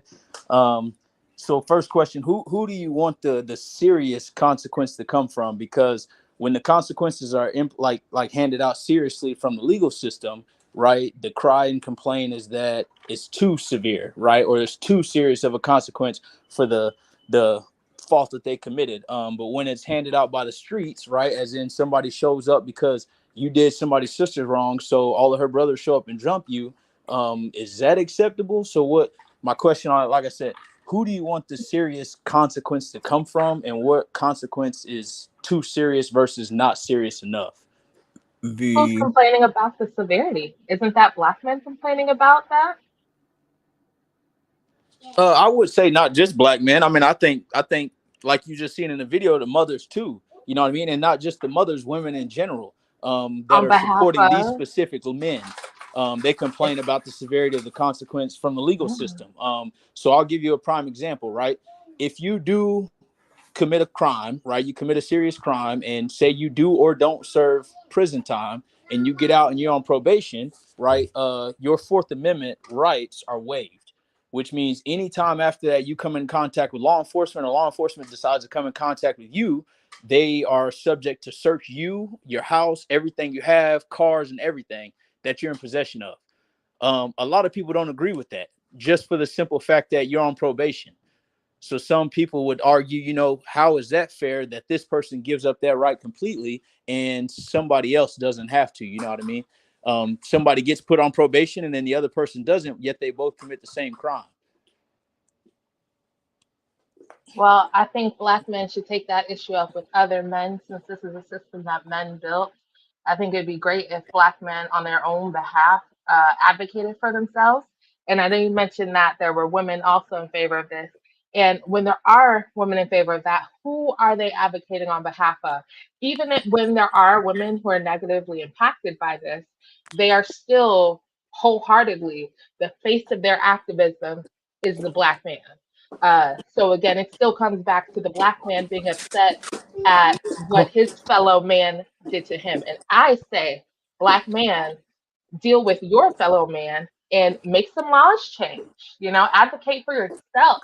So That's so just you my want opinion. okay, so my question, you want them to take consequences into their own hands and start issuing out themselves, like I mentioned, the street consequences, or you want them to take a different approach and like go to the legal system type of deal and try to change what the legal system is issuing out and leave it in the legal system's hands to hand out these consequences? I think men should decide that for themselves. If you, as a Black man, are upset at the consequences your fellow men are giving you, then you need to decide, is that something you should do socially? Should you be policing your own communities, which I would say you're currently not? You're destroying your current communities, right? Or do you go to the legal system? And when Black men are in the legal system, are they advocating for each other? Or are they also abusing each other within the legal system? But again, hey, I think men should take that up with men and advocate with men. Take that charge up between each other, because I agree with you, Black man. The man is doing you wrong. So as men, you need to fight with them for your manhood. That's something that you as a man should do, in my opinion. Okay, that's fair. So now let me play it again and ask you this second question. What do we do about, and I only ask this because, like I said, you see it time and time again, and I guess it's something that you either got to completely ignore and not say anything or do anything about, or something that you take into consideration, right? So when these consequences are being handed out, or when punishments handed out, or anything like that, what do you do about the women? So like in domestic situations, right? You got boyfriends constantly beating the brakes out their girlfriends. They may call the cops for a minute because that may be the only way that they can get them to stop beating them up. But then the cops get there, or they go to jail and this and that. And then you got people like this showing up to court, like the mom. I know he beat the brakes off of her. I know he put his hands on her. She was pregnant, whatever. I know he did what he did, but let him out. Give him another chance. Where do we go on that side of it? Why isn't the father there advocating for his punishment if he believes in it? I think the father, if the mother is wrong in what she's doing, the father should be taking the side of the legal system if you believe the legal system is correct in that case. So The we can't father argue should on be the father saying, deal. I don't want to "Oh, I'm argue on the sorry, I father didn't deal because interrupt you. I'm so here's the sorry, thing: I the didn't father interrupt may or may you. not be I'm present. so sorry, I didn't interrupt you. I was still talking." You're right. You're right. Sorry. So Go ahead. sorry about that. So if we're saying that the legal system is correct in that case, and the woman, the mother, is wrong to advocate on behalf of the son, by your framework, where is the father then to oppose her and say, she is wrong, my son is wrong, lock him up and throw away the key? Because even if the mother was wrong, if this is about men and the system men have set up, why is a man not there to help correct it? That's what I'm wondering. So we leave the blame on the man that may or may not be present in that household, because a lot of these households would not be like this, or a lot of these things would not be taking place, whether people believe it or not. I firmly believe it. A lot of these things wouldn't be taking place if there was a father present to even begin with. So my question is, I guess, do we just leave it at it's the father's fault or the male's fault for not being present in that young man's life from early age, birth, whatever? Okay. So you said that the question is, what should men do in the system? That was part of the initial question. I Correct. wrote this down. You want them to take consequences into their own hand or to go to the legal system? Just paraphrasing. So that lays the burden of the system on men. And this is a system created by men. And so, yeah, I would say that the men involved in the creation of the child, abandoning the child, is a large part of the issue in the system that you're referencing right now. If you're saying that men should be policing the system, or men should be doing something to secure their own communities, then someone should have policed that father to make him stay in his child's life, right? Why? No, that's fair. I Why just didn't like that. the Go ahead. yeah? I think if we're going for community involvement, then let's go for community involvement. Why didn't any of the men in that community let that father know, hey, if you're not caring for your child, if you're not active and present in your child's life, we're going to do some community discipline on you. If you don't intend on staying with the mother, we're going to do community discipline on you. Why didn't, in that case, why didn't the men do that? If that was the system, perhaps there would be something better. But because it's not, you as a Black man have left the system into the hands of the white man that you are saying is oppressing you. And I say, if you don't like the community involvement, if you don't like the system that's set up, you as a man need to take it to your fellow man and change laws, because this is a man's world. Where's the James Brown? I think it was James Brown. But yeah.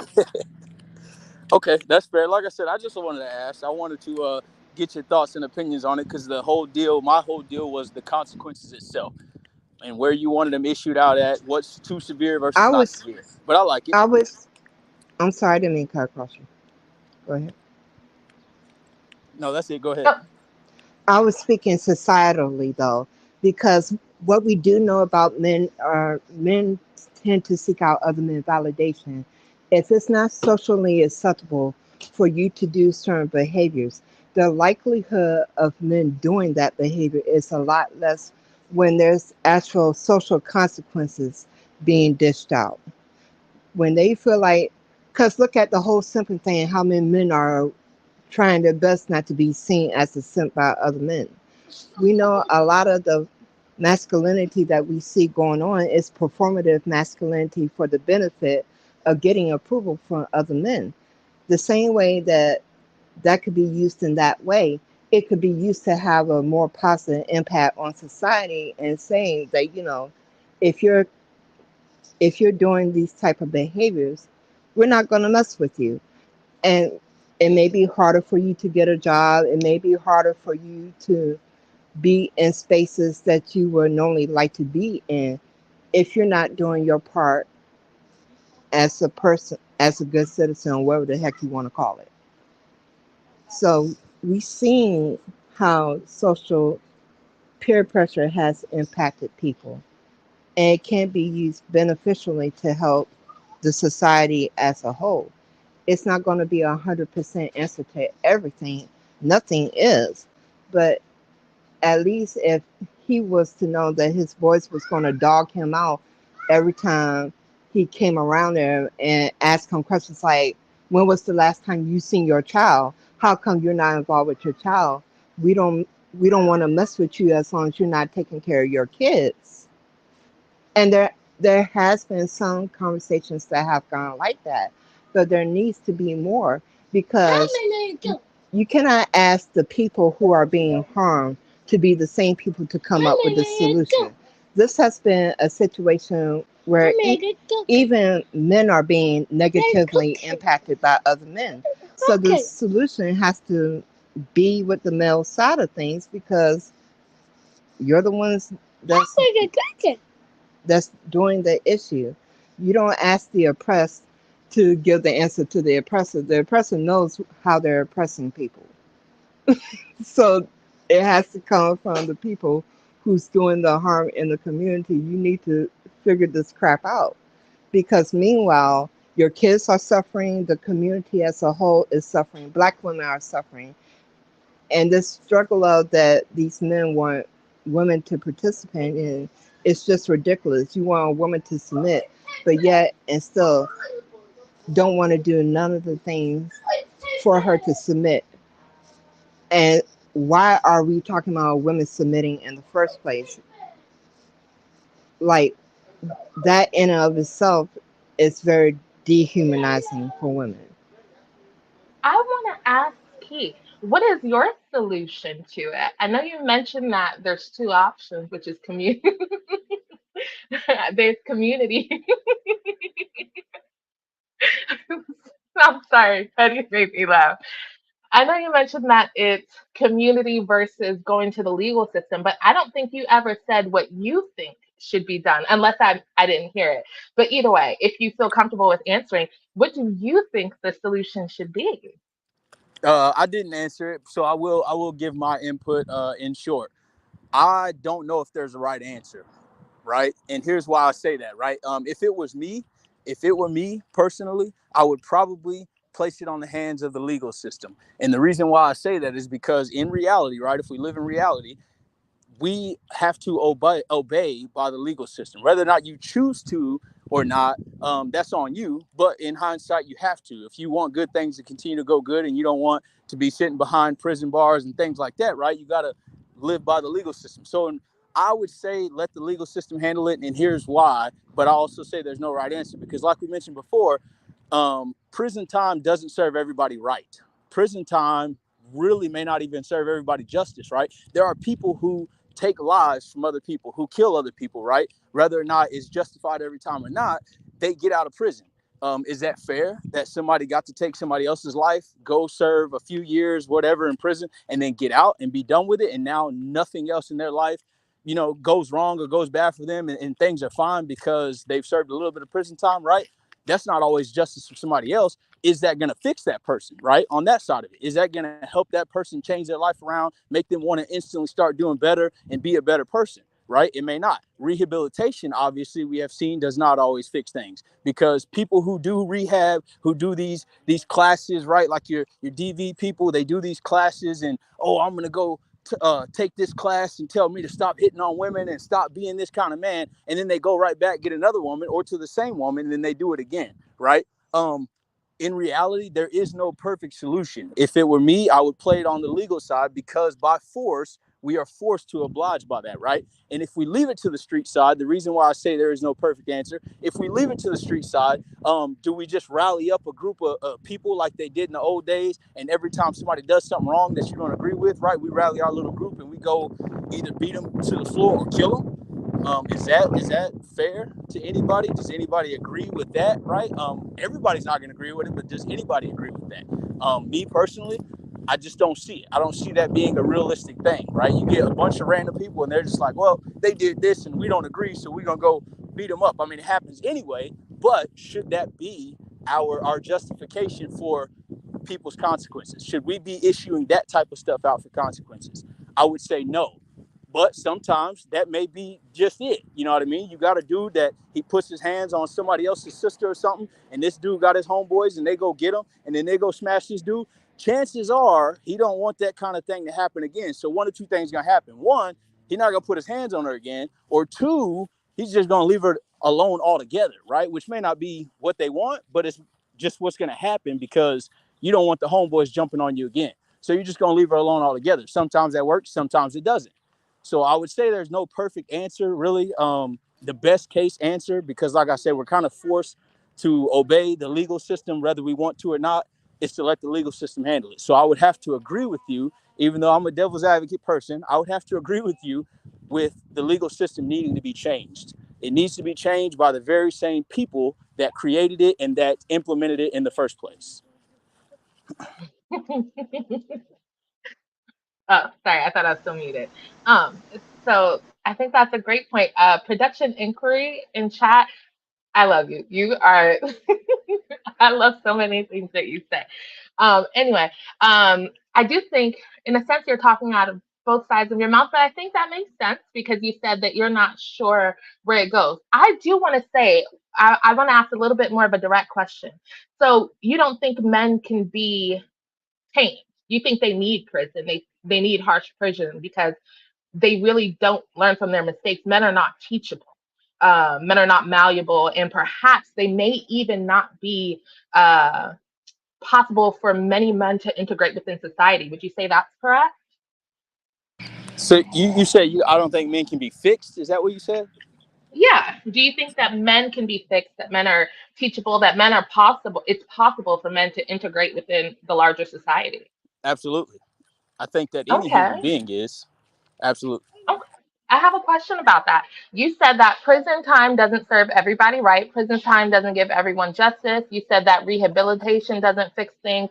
You said that DV people take classes and go back to doing it again. You said that if the society did it, that that would be street justice, and you think people should go to the legal system. So again, you don't think men are able to self-govern. You think they need an outside force of the legal system. You don't think men could band together to police their own communities. If I'm gonna just be honest with you, look at where we are in society, right? Not in hindsight 2020, but look at where we are in society, and let's look at the reality of things. So the short answer is no. I don't think that men could self-regulate and police each other up, so to speak. Because if we could, we would have already been doing that, right? We wouldn't have so many cases, right, where women, black women primarily, but women in general, right, are stuck in relationships, right, where they feel like they can't get out of, things like that because of the domestic violence situation. We wouldn't have it where young men, right, other young men are being completely taken off the streets, right, from their parents that are legit not in the wrong. I'm not talking about your ones that are involved in whatever they're involved in. I'm talking about the ones that are innocently taken off the streets, right, because they want to walk down the street and get a soda from the store, and now you got all these other people over here acting however it is they act on a day-to-day basis, and you just happen to be caught in the crossfire, right? If we were able to police ourselves up and we were able to take care of ourselves without having to rely on any other outside system, we would already be doing that, and things like that wouldn't exist. Okay, got you. So since women are overwhelmingly harmed by men, do you think that, and let's make it more I can't remember the term, but like more microscopic. So let's bring it to the Black community. You did mention that the legal system should be doing that. You said that the same people who created the system should be the one who changes the system. Now, do you think who changes the system should be white men or Black men or someone else? Definitely think it's got to be all men, because All men. even though the rates are different, right, and the numbers are different, it's not just black men or white men or Mexican men or whatever race of men. It's not just them. It's a lot more. You know what I mean? It's every man. The rates are just inherently different. You know what I mean? So I think it's got to be all men together, because no one man has every single idea, right? Not one man has every single correct answer. So yeah, definitely all men. Thanks for that, Bison. I'm not gonna log off yet, unless Petty tells me to. Then I'll get on. So I hate to keep bringing it back there, but okay. So all men should change the system, not just Black men. Who who do you think um should lead the charge for changing the system? What demographic of men? Like if you had to say who has more power in society within men, because at the end of the day, this has to be a conversation between men. Do you think that it's going to break into races to change it? Do you think it's going to break along the lines of political affiliation to change it? How will men combat other men to change the system? What lines should they draw? So I don't know if those are like two separate parts, if it was all together, but I would definitely say it needs to start race internal. Whether or not people agree, right? Let's just ask this question to yourself, right? If you are a black man in a community, right, in your black community, how likely are you to take word from somebody living outside of your community, right? Whether it be a white person, an Asian person, Mexican person, whatever. They have no clue what's going on inside your community or anything about your community or the upbringing of the people around there, right? So how likely would you be to take word from them on how things should run in your own community? Probably not very likely. So I think it definitely needs to be, at a minimum, it needs to be race internal, so that people who are, you look like me, I look like you, right? Whether or not I'm doing good and you're doing bad, or we're both doing bad, or we're both doing good, we already have a foundation to understand each other. You know what I mean? Because we are both from the same community, so I can relate whether what I'm doing with my life right now is the same as what I was doing 10 years ago, or if you've changed or not, right? I can relate to you automatically because we have a similar upbringing, we're from the same area, type of thing. And like I said, people may not agree with that, but I think in reality that is where it would have to start. That makes sense. Why haven't you done it? Why haven't Black men as a whole done it yet? I can't speak for every black man. I don't know what to tell you. I mean, I feel like that's a pretty broad question. I definitely do my best to try to uplift other black men whenever they're doing good, and try to not play parent, but try to say, hey man, like what you're doing ain't right, and you know it. You know what I mean? Type of deal. I try to do things like that when I get the opportunity. But like I said, I'm just one man thinking how I think. Does everybody need to Yeah, think how I think? No, absolutely not. Not like me. I don't think correctly all the time, but I'm just one man yeah, thinking how I think. So yeah. why haven't we done it? I don't have an answer for that. I mean, that's just, like I said, that's a pretty broad thing of all men. Why can't all men get on the same page, right? You don't really have an answer for that. Mm. Yeah, no, I do think that's a good point. I do think, especially since you externalized it to the legal system broadly and then changed that to thinking it should be more so internal, to then saying that Black men, you don't know why Black men haven't done it. I think that speaks to the problem. I think Black men are not able to uplift and um, create community amongst each other in a positive sense. And as such, they're not able to bring positivity to the community at large. And I would agree with Key, and I would say that Black men perhaps should not be in community or close community with Black women. And as I've often said on here, Black women, please do protect yourselves, because even we have a Black man here saying these Black men are dangerous. And I agree with the Black man. That's all. And he's proven my point because, like, there has to be accountability in our own community. And like you said, this is something, it, it doesn't actually have to be violence every time. We're not saying that. But telling your friend that you know is doing some BS that's becoming a POS, to stop being a piece of crap person,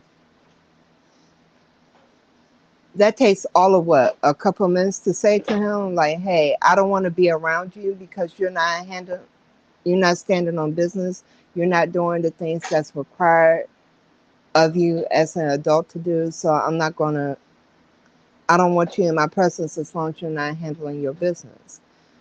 Because it's awfully convenient. They can yell simp and they can yell all these other things and seem to be more than willing to tell other men how to conduct themselves then.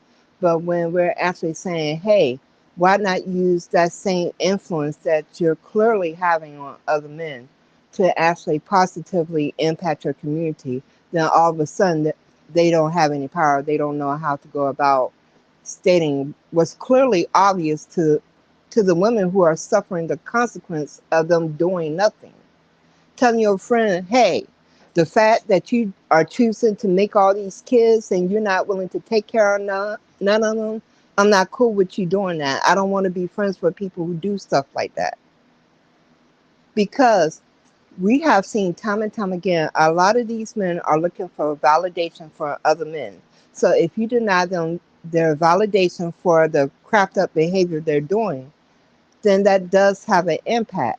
But it also requires accountability. And the accountability should not be on the black woman and the children. The children didn't ask to come here, and the black woman didn't ask to be in a situation where she's constantly struggling and she's having to do it all on her own because nobody else is picking up the slack.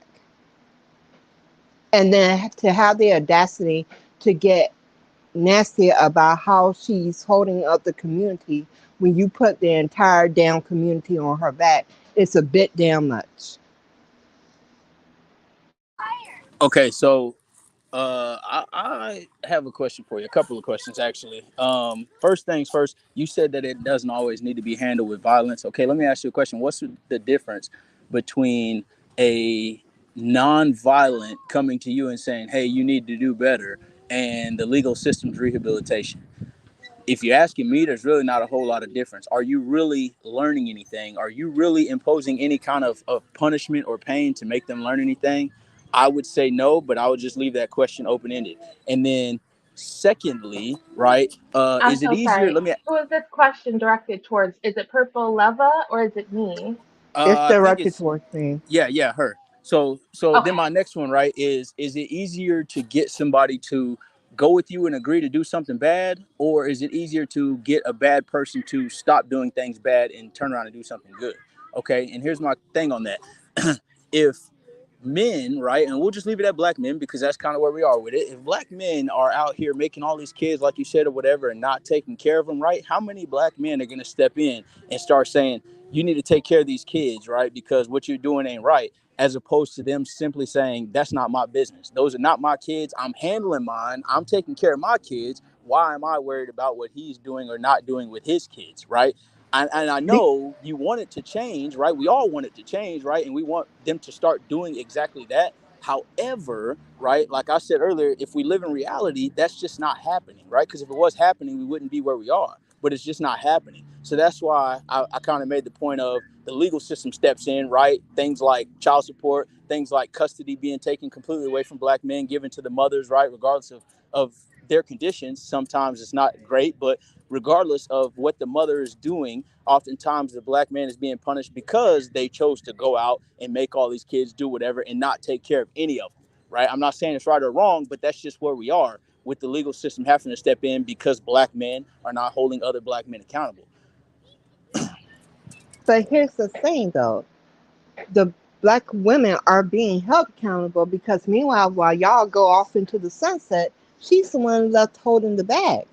The reality is, just because nothing is being done doesn't mean that nothing should be done.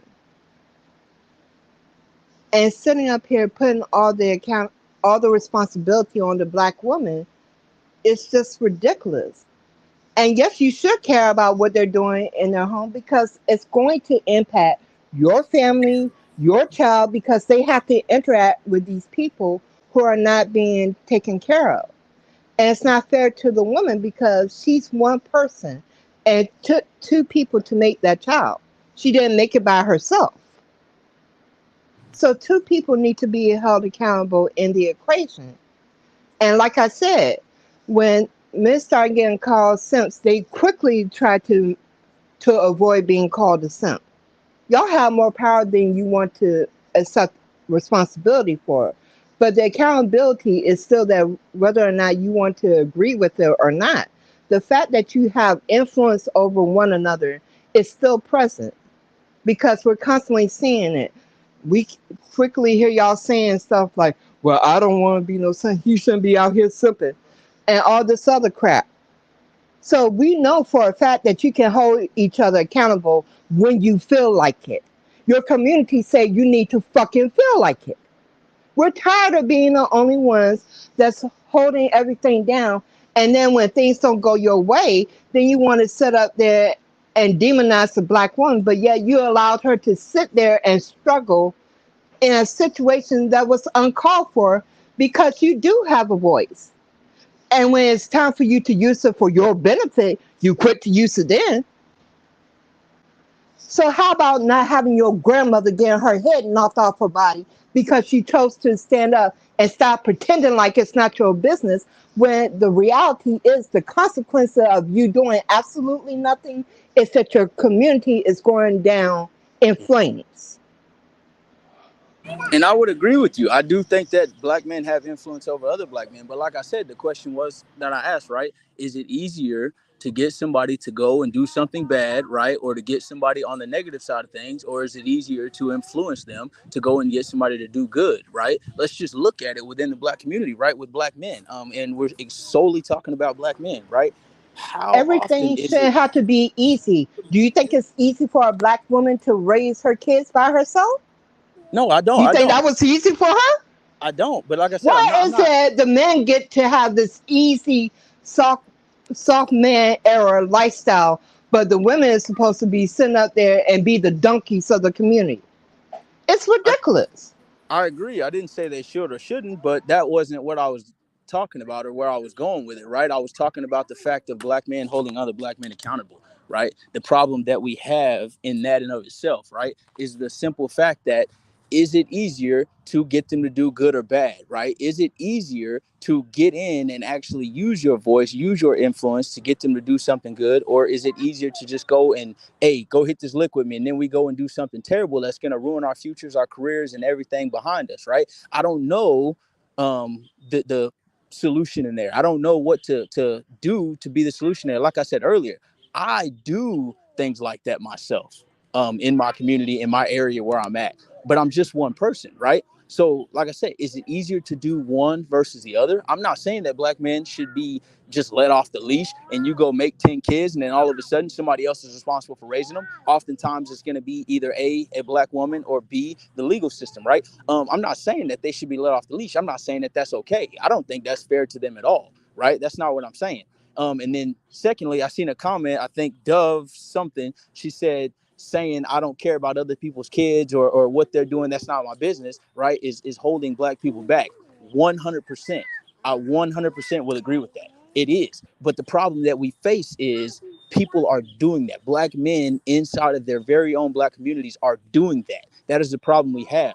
You take 1 out of 10 black men and try to get that one to be the change or be the difference. How realistic is it that that's going to happen? I could go out and influence all day long and talk all day long to people. Hey, man, go take care of your kids. Hey, man, you want me to help you out? I'll help you out and do, whatever I can do for your kids to kind of get you going on the right track. Hey, man, here's a job for you. Hey, man, here's these resources for you to go and start helping your kids out, to help your baby mamas out, or whatever, however many you got, whatever it is, to take care of your kids and to do better, right? But if I'm one voice or I'm one man doing that, what does the community look like in a whole, right? Remember, it's 1 out of 10. So what does it look like in a whole? They're going to see the -9 way above that 1 out of 10. It's going to take somebody digging to find out that there's one good man in there. But when they sit back and look at that community as a whole, you're going to see 9 men, black men, doing bad. So it's not that there's nobody doing it. There's not enough doing it is the whole issue. There's not enough doing it. But I'm But not that's in our any way point. saying they should be let off the leash. But that's me and Keith's point. Because at the end of the day, black women have been doing it. We've been doing our best out here to do what we can. But it irritates me to no end to have men act like that they don't have a part to play in this, but they still live in the same community, and it behooves you to do it because they're not only violating us, they're also violating you. So if nothing else but self-preservation would make y'all do something different. But like my grandmother says, common sense is not common. That's clearly evident because there's no way we should be in a situation where we have men mentally checked out but got the audacity to claim that they are leaders and show that they have no leadership skills whatsoever. Because when it's time for accountability, it's crickets. Everybody's looking around waiting for somebody to take responsibility. The community as a whole requires the man and the woman to do their parts. And then a lot of times we're watching them go into other people's communities and want to reap the benefits of what those communities have done to sustain themselves, but are refusing to even make it safe enough so that your grandmother or your daughter or your brother or loved one doesn't have to worry about somebody coming up to him and knocking him in the head or trying to unalive him or her. It is your responsibility. It is your business because at the end of the day, you have to interact with other people's kids. You have to deal with the consequences of other people not showing up and not doing their part. So it's all of our business at that point because nobody should have to be worried about walking out late at night and worrying about somebody coming to do something to them. It's just not acceptable. Everybody wants to play, everybody wants the rewards of being the king, but they don't want none of the responsibilities of being the king. And we see it because meanwhile, it's the woman that's left holding the bag, and everybody, well, I just don't know what we can do. Well, isn't that awfully funny? The black woman took time and figured it out on her own because she didn't have a choice. So if it can be done by her, if she can figure it out, you can figure it out too. You're grown enough, you're man enough to figure things out on your own. Y'all are grown men. Figure it out. Y'all figured out how to come in here and make a mess of things. So figure out how to clean your mess up. And you know what? I agree with you completely. But here, let me put something else into your mind real quick, right? And then I will leave it alone. And a lot of people will look at me in this light sometimes, but you know what? This really does not faze me because of having an active father in my life, my whole life growing up, right? Very fortunate for that. You get men, right? And let's just say black men. We're just gonna keep it at that. Black men go out here, and if I'm the one out here trying to encourage you to be better, to do better, to treat that woman right, treat those women right, if you have kids by them or whatever, right? What does that look like to the everybody else, right? Should it look like, man, this dude is out here just trying to get picked by these women, or he's just out here trying to play favorites with these women or play on this side? Does it look like that? Sometimes, yes. Should that matter? No. But the reality is it does. That right there alone is just one thing that will oftentimes discourage men, black men, from going out and trying to uplift other black men, or going out and trying to help other black men get better and do better, right? That right there is one thing. And then the second thing, right? I did see somebody say it in the comments a second ago, right? Is the word confrontation in itself, right? The word confrontation, and then everything that it carries, right? Confronting somebody is not always just walking up to somebody, right? Feeling like you got to hit somebody in the mouth. That's not always what confrontation is. But if I see you doing wrong or doing bad or not being the best that you can be for your baby mamas, baby, whatever it is, right? Your kids, I shouldn't be afraid to come up to you and correct you on that, or at least advise you that you were doing wrong, right? But a lot of black men are, right? Whether they're the biggest, strongest dudes in the neighborhood, or they're the smallest, weakest dudes in the neighborhood, if they got the most popularity, clout, whatever it is, or they have none at all, right? A lot of black men are simply afraid of that right there, confrontation, because of the backlash that comes with it. Am I saying that's right? Am I agreeing with that? Not at all.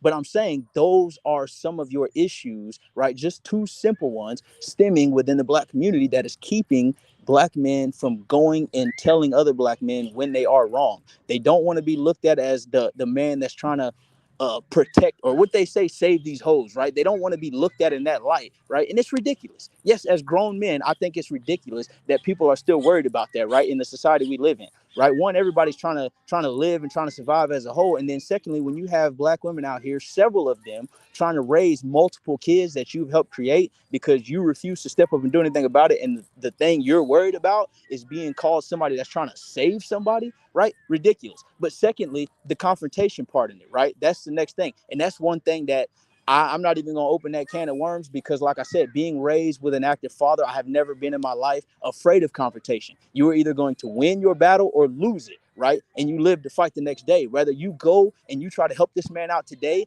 tell him he's doing wrong today, and try to help him get wherever he needs today to continue moving forward and do better, or it doesn't work today and you got to come back tomorrow, right? If you help him today, good, you've won. If you don't help him today and nothing gets fixed today, that's okay, you've lost. But you should be willing to come back tomorrow and try again, right?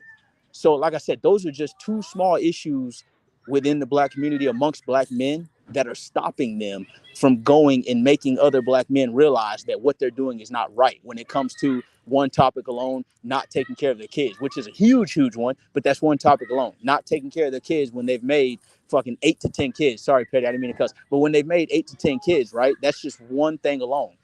They don't want to be looked at negatively like that, and then they're afraid of confrontation. I wanted to sum that up. I'm so sorry for anyone who might be listening. What he's saying is there's a minority of good black men within the community, meaning the majority are promiscuous, violent men.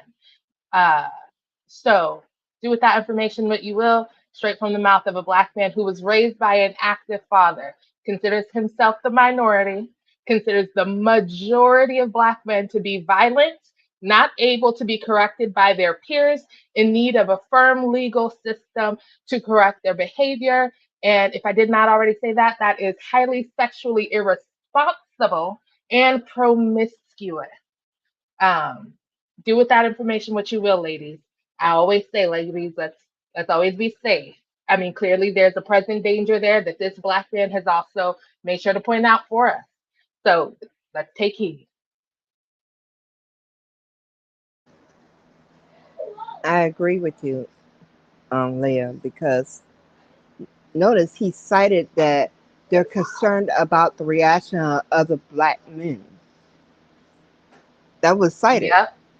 He's But saying yet, black men can police each other out of doing good things, but they Uh-huh. can't police each other out of doing bad things. I agree, DT, you got to clock it. They can police each other out of doing positive things, out of being a present, active father, out of perhaps joining with a woman who is his counterpart who may have multiple children. They can police them out of that, but they cannot bring them into good behaviors. What does that say about the men in this community? Yeah, exactly. Clear and present, Mhm. ever present danger. Let's always keep our heads on a swivel. That Mhm. emergency contact 911 is on speed dial. Okay.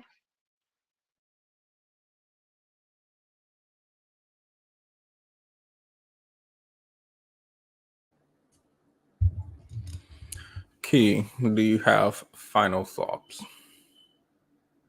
No, I already gave them. Like I said, I don't want to continue to harp on the things that we kind of, I guess, already knew or already know going forward. I thought it was just kind of more of like a answering the thoughts from another black man's perspective, right? That may not think like everybody else. So yeah, that was kind of all I had. I'm You so sorry. Did he just say he does not think like everyone else? That was I'm so sorry. I'm not even trying to be petty. Did he say that he does not think like everyone else? Yeah, I just mean that as a black man, like the majority of black men. You know what I mean? Oh, Like I don't okay. agree So with the you fact of going out here and making all these kids and not raising them, going out here doing whatever it is they do on a day-to-day basis besides go to work, right? gotcha. Take care of yourself, like things Okay. like that. Like I don't think like other black men in that general Yeah. So the mindset. majority of black men are poverty-minded criminals who are sexually irresponsible and not sexually disciplined. I'm not Absolutely, I going. agree with you. Your No, no, no, mindset no, is no. more in I'm not line going. with perhaps Uh-uh. a Caucasian. Would you Uh-uh. say it's more in line with Caucasians? So here's the thing. Listen, I'm not even going to go that route because I'm Okay. not going to drag down black men or the black community whatsoever, right? You You can look at the already data, have. you can look at the statistics and see it, right? You can look at that and see it. Hey, If you believe that the majority are like that, then by all means, wherever you are, maybe the majority are like that. I believe what you said. You said, and I wrote it down while you were saying it, just in case.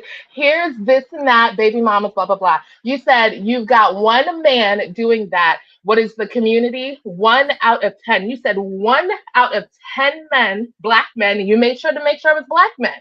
You said 1 out of 10 black men are positive, and that leaves the majority as being baby daddies to multiple women, which also means not only are they sexually irresponsible, they are not sexually disciplined. And you also mentioned that they are violent. You also said that they don't want to be looked at as Captain Save-A-Hos. I'm not quoting any statistics. I'm taking it straight from the horse's mouth, straight from the black man's mouth. And I agree with you. So if you're upset with what I'm agreeing with, you've got to change what you said. You've got to come with stats for what you said, dear, not me. Okay, first off, you didn't write down everything because I told her whenever I was responding to the purple over there to take a sample, right? As in that was a hypothetical situation. I never said that was a realistic situation. So make sure you include that part in there. And then secondly, I just do want to shout out to Riding Miles in the comments, right? I agree and I understand that too. Man, he said to look at the state of black men and realize how bad the state of black men is, which includes me too. Wholeheartedly agree. I realize that, which is why I said earlier, I do try to promote change and promote the better of black men in my community. But like I said, I also realize that by other black men not doing well and by them having such a negative outlook in society and things like that, that also affects me too, because I am indeed a black man. So I realize that. Yeah. So I understand you said that I didn't quote everything you said. I don't think I needed to quote everything you said. I'm not a court stenographer. I did quote some things that you said, and you didn't preface everything you said with saying it was hypothetical. So what did I say that I repeated from what you said that I got wrong? Please do let me know what I am misquoting you on. Is it that black men don't have multiple baby mamas? Because you said that multiple times. Is it that black men are not, sexually disciplined? Because again, you mentioned, and I didn't make a pizza, because you mentioned that black men have baby mamas. You mentioned that 1 in 10 black men are good. You said it was 1 in 10 black men. So am I wrong? Did you forget to say hypothetical on that? Because that was not a hypothetical statement. You said 1 in 10 Black men were positive, like you. You made sure to emphasize that you're one of the good 10. So what part of that was hypothetical? Are you no longer one of the good 1 in 10? Are you part of the 9 who are not good Black men? Absolutely not. But I definitely think that there was a miss in there, because I told her to take an example out of a neighborhood. I didn't say that those were factual data or statistics or anything like that. I told her to take a poll of 10 men in a neighborhood, and you have 1 doing good and 9 doing bad. Mm-hmm. I still believe Yeah. I'm on the good side. I would agree with that. But like I said, that wasn't that wasn't straight data or anything I pull off the internet. That was simply me telling her, just giving her an example of a poll of 10 Black men in a neighborhood. Yeah, that was your extrapolation from what you've seen of those around you, a verbal approximation. But I agree, if this is, something to move on, I'm not trying to drag it. I just wanted to point out the fact that someone said that I was misquoting, and clearly I wasn't misquoting. So yeah, hey, that's all. I just want to say, believe Black men, especially when they say that Black men are hypersexual. Black men are not able to be policed without a heavy white ran legal system. They are not able to be policed by their fellow community members. They are not sexually disciplined. They are, in fact, sexually promiscuous and sexually risky. And Black men are not safe in community with women. That Black men clearly should be segmented based on those behaviors away from society. I agree with Black men. And the Black man that I agree with agrees with what I said. But hey, opinions change. All I'm going to say is Black women be careful, Black women be safe, because if these Black men aren't safe amongst other Black men, clearly we are not safe amongst Black men. So you have got to be careful and safe for yourself. I agree, Vivian. He said a lot of stuff. So yeah.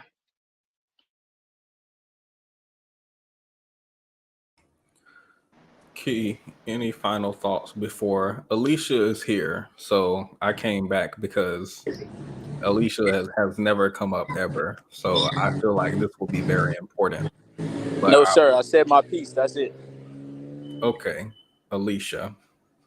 Hey, can y'all hear me? Yes, welcome to the channel. Thank you for blessing us. You're so silly. Welcome, welcome. Hi, everybody. But I've been up here before. I've been up here one other time. But okay. So I wrote down a couple of things. Sorry, Key, but like I'm listening to what you're saying, and I just have a few thoughts. And I don't mean any harm when I say this, but I feel like it has to be said. Like I think that the way that you carry yourself, even in conversation, is very much like you think that you're special. Like you are special, right? But you think that you are like different than all the other guys that you're talking about. But like even the language that you use is very dismissive, it's very condescending, and it's very like, oh, I don't have those problems. But even hearing you say things like, this is a problem that you're facing, right? Like, oh, I've abandoned, basically I'm different, and I don't really deal with this, but this is what other people deal with. And I'm like, so you see yourself outside of the collective, right? And you don't think that this impacts or affects you at all, which is kind of alarming. And I think you were asked earlier, like, what have you done for your community? Like when you're saying things like, sorry, I'm like nervous, but when you're saying things like, oh, these guys, those men, right? They're afraid of X, Y, and Z. You separate yourself as if you're not afraid, as if like you have somehow risen above it. Sorry, let me make sure. Oh yes, when you said you don't want to bring the Black community down, right? Do you not think that Black women are a part of the Black community? I'm gonna assume you're talking to me, obviously, but I was gonna let you Yes. finish before I Oh, answer. I mean, you can. The reason why I asked this question is because you said, I don't want to bring Black men or the Black community down, as if to say Black women are not a part of the Black community, because by not confronting or fixing the problem, right? Like you are also bringing Black women down. Black women are literally being brought down because they're left with the weight that men have left behind, or that they're left with the destruction that men have dealt like, and I guess I'm just trying to figure out why you think being honest is somehow is somehow disrespecting somebody. Because like if you're on one hand saying all the things that you see wrong, but then when we're asked to go further into it, you find it as disrespectful. I guess I'm confused about like at what point, like if it's the truth that you just said, why is that disrespectful? Like I guess I don't understand how that's bringing it down. No, it wasn't that. It was just the simple fact of constantly going into detail, right, on whatever. Because in a small bit, I would just say that I was just kind of done discussing whatever we were discussing, right, with regards to black men. It had nothing to do with leaving black women out of the black community. I'm pretty sure I did say that I wasn't going to discuss black women because we realized that they have been left to carry all the weight, right? Left behind from black men not taking care of their kids, whether it be the moms or the grandmas or whoever, right, that they created. So I just didn't discuss black women in general. We were just talking about the ideas that black men, right, are not doing what they're supposed to. So it wasn't that I wasn't including them in the community. I just didn't want to talk about them or mention them, I guess. I mean, if that was bad or wrong on my part, I will apologize, but it was nothing to say that they're not a part of the community. Just the simple fact that we were focused on primarily what black men were doing, their impact in not doing the right thing in the community, right, leaving black women to carry the weight. So that was that on that part, right? And then the next thing, I'm not trying to exclude myself from the black community by any means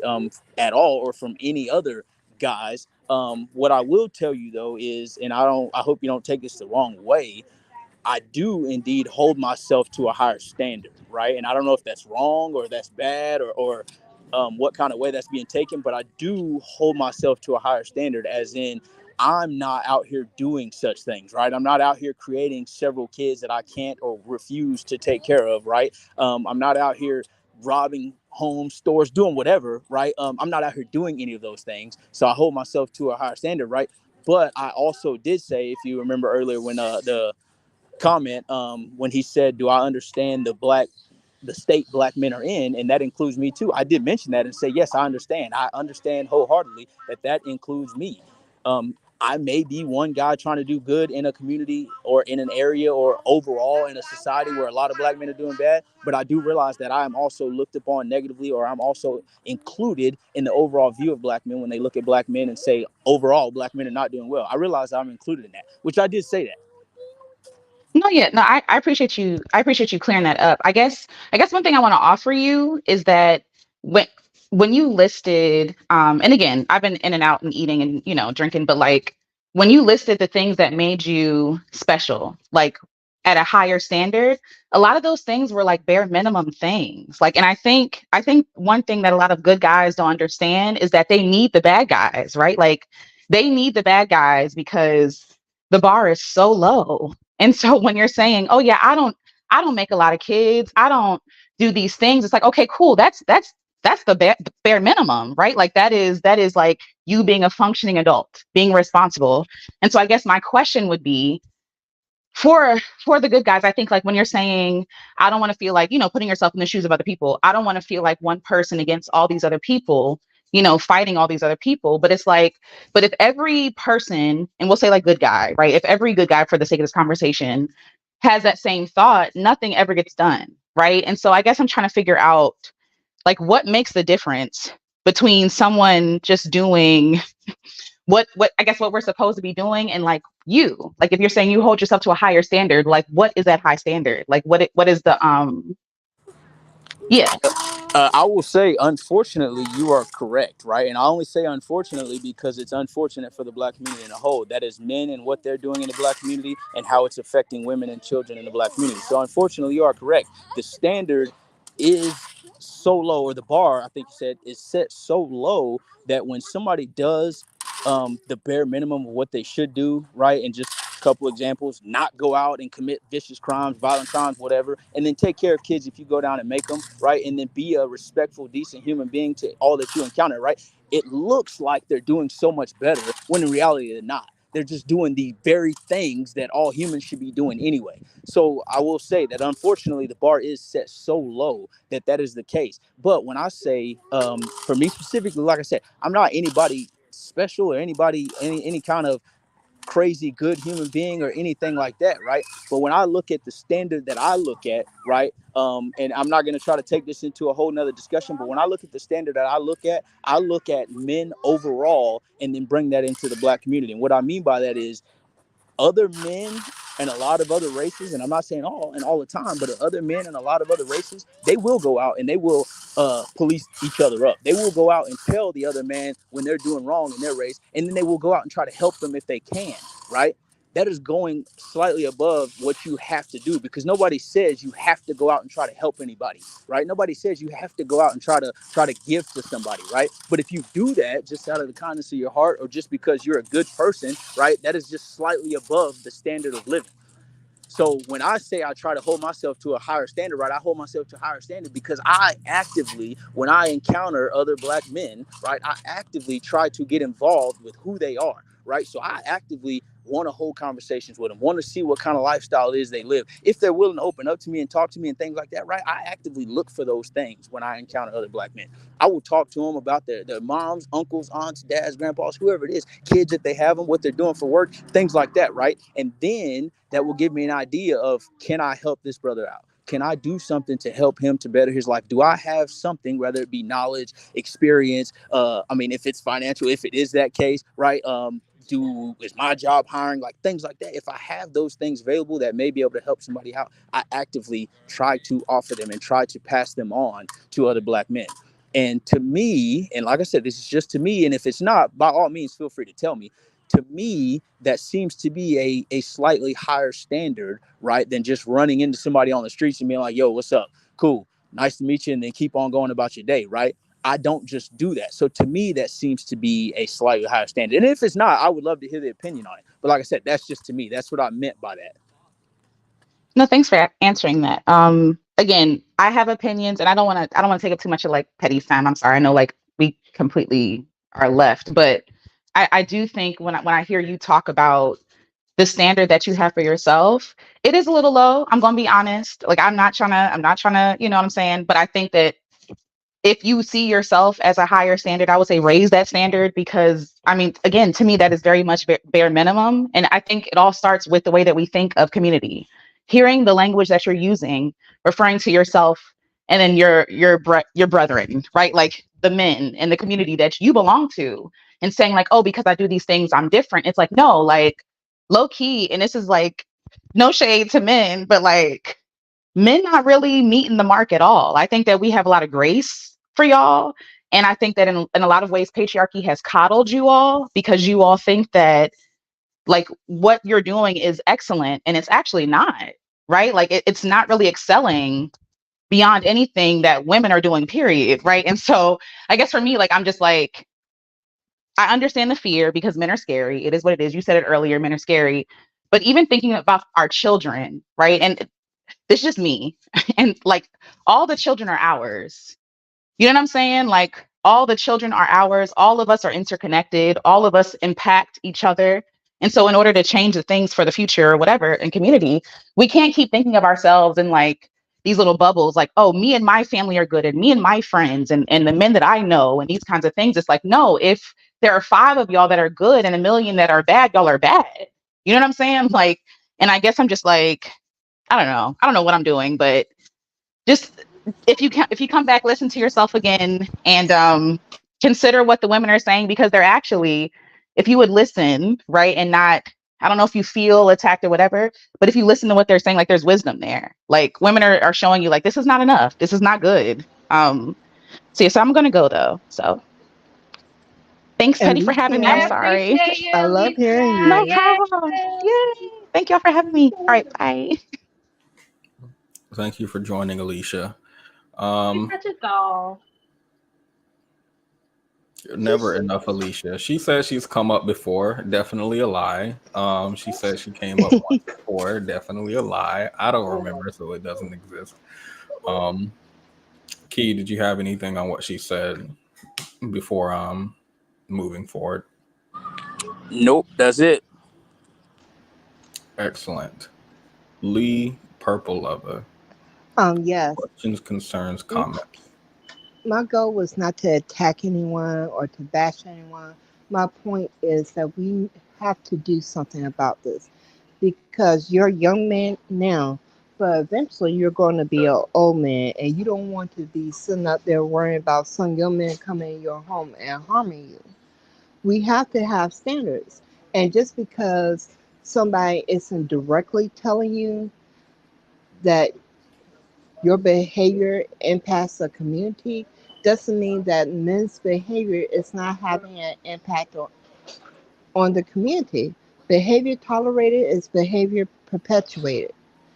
And as long as we're allowing this behavior to be perpetuated, everyone is in danger, including you, because just like women and children are being harmed by men, so are you. You're more likely to be harmed by a man than you would be a woman. The odds of you being harmed by another man is way higher than a woman actually doing harm to you, statistically.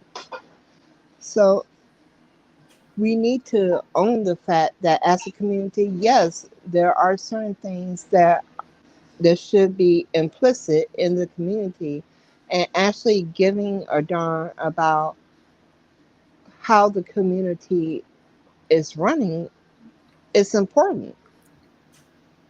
And unless you want to continue to have more of the same, then behaviors need to change because Black women are very much evolving. And so we need the men to also get to doing the work and to evolve as well. Because the community should not be just on one person's back. Everybody in the community needs to play their part. And that's basically what women have been asking all along. And it's not just in our communities, it's being expressed in other communities as well. Women are tired of being the backbone of society and not reaping any of the benefits of doing so. So I, I appreciate you allowing me to speak, Prince Petty. I do apologize for my little profanity earlier. Excuse my behavior, but it just gets. I'm just mentally tired of all these wonderful excuses that they give each other, but in the same breath will say, well, we can get each other to do stuff here, but all of a sudden, the same way the car can go forward, now all of a sudden can't go backwards. I just, I'm just tired of all the excuses and no really calls to action at this point. I actually think everyone who came up, including Alicia, Purple Lovely, and I think that was all. But I actually think you are all very, very, very much aligned with Key's beliefs. Interestingly enough, I think Yeah. actually I would even say that you're more aligned with Key's beliefs than you are with my beliefs. Because Key said he's in the community actively doing work and has hope, even though he thinks it's more likely that the legal system will be what polices men ultimately. I feel like y'all are all in agreement, and I don't even know what y'all are arguing about. Oh, we are in agreement, but I'm just saying that well, Black men can figure out like that's supposed to be cool when it's not, because Black women didn't have a choice. We had to figure it out, and it would just be nice for the other people in the community to actually act like they're in a community. Um, I think Key agrees with that. Well, I can't speak for Key. Most definitely, I agree with that. And like I said, I said it earlier. I mean, I don't act like I didn't intend to. And like I said, if I did, I openly apologize for it because I did not intend for it to come off that way. I'm not trying to act like I'm not in the community at all.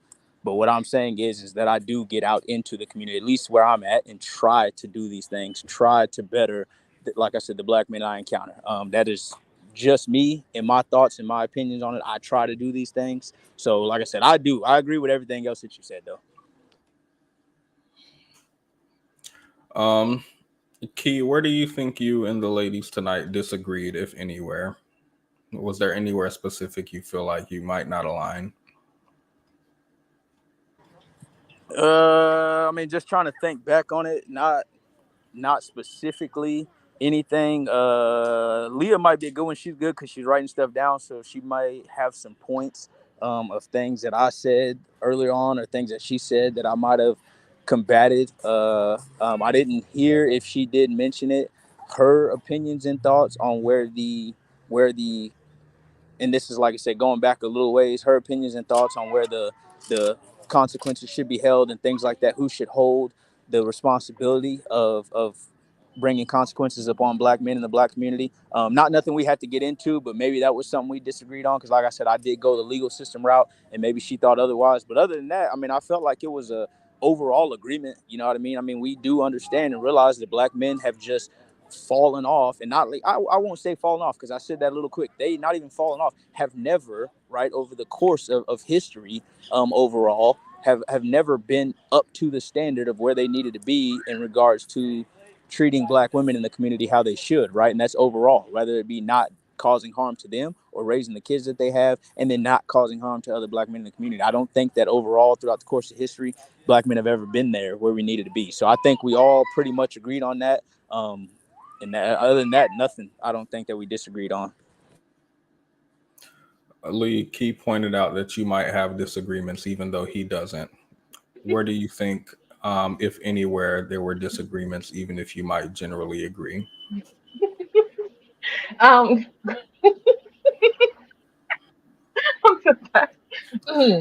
We are not pause. We're not saying happy birthday to Papa Brat's doll. We do not celebrate men here. Brat's doll putting you in a 60-second timeout for celebrating a man on my channel. Just kidding. Happy birthday to Papa Brat's doll.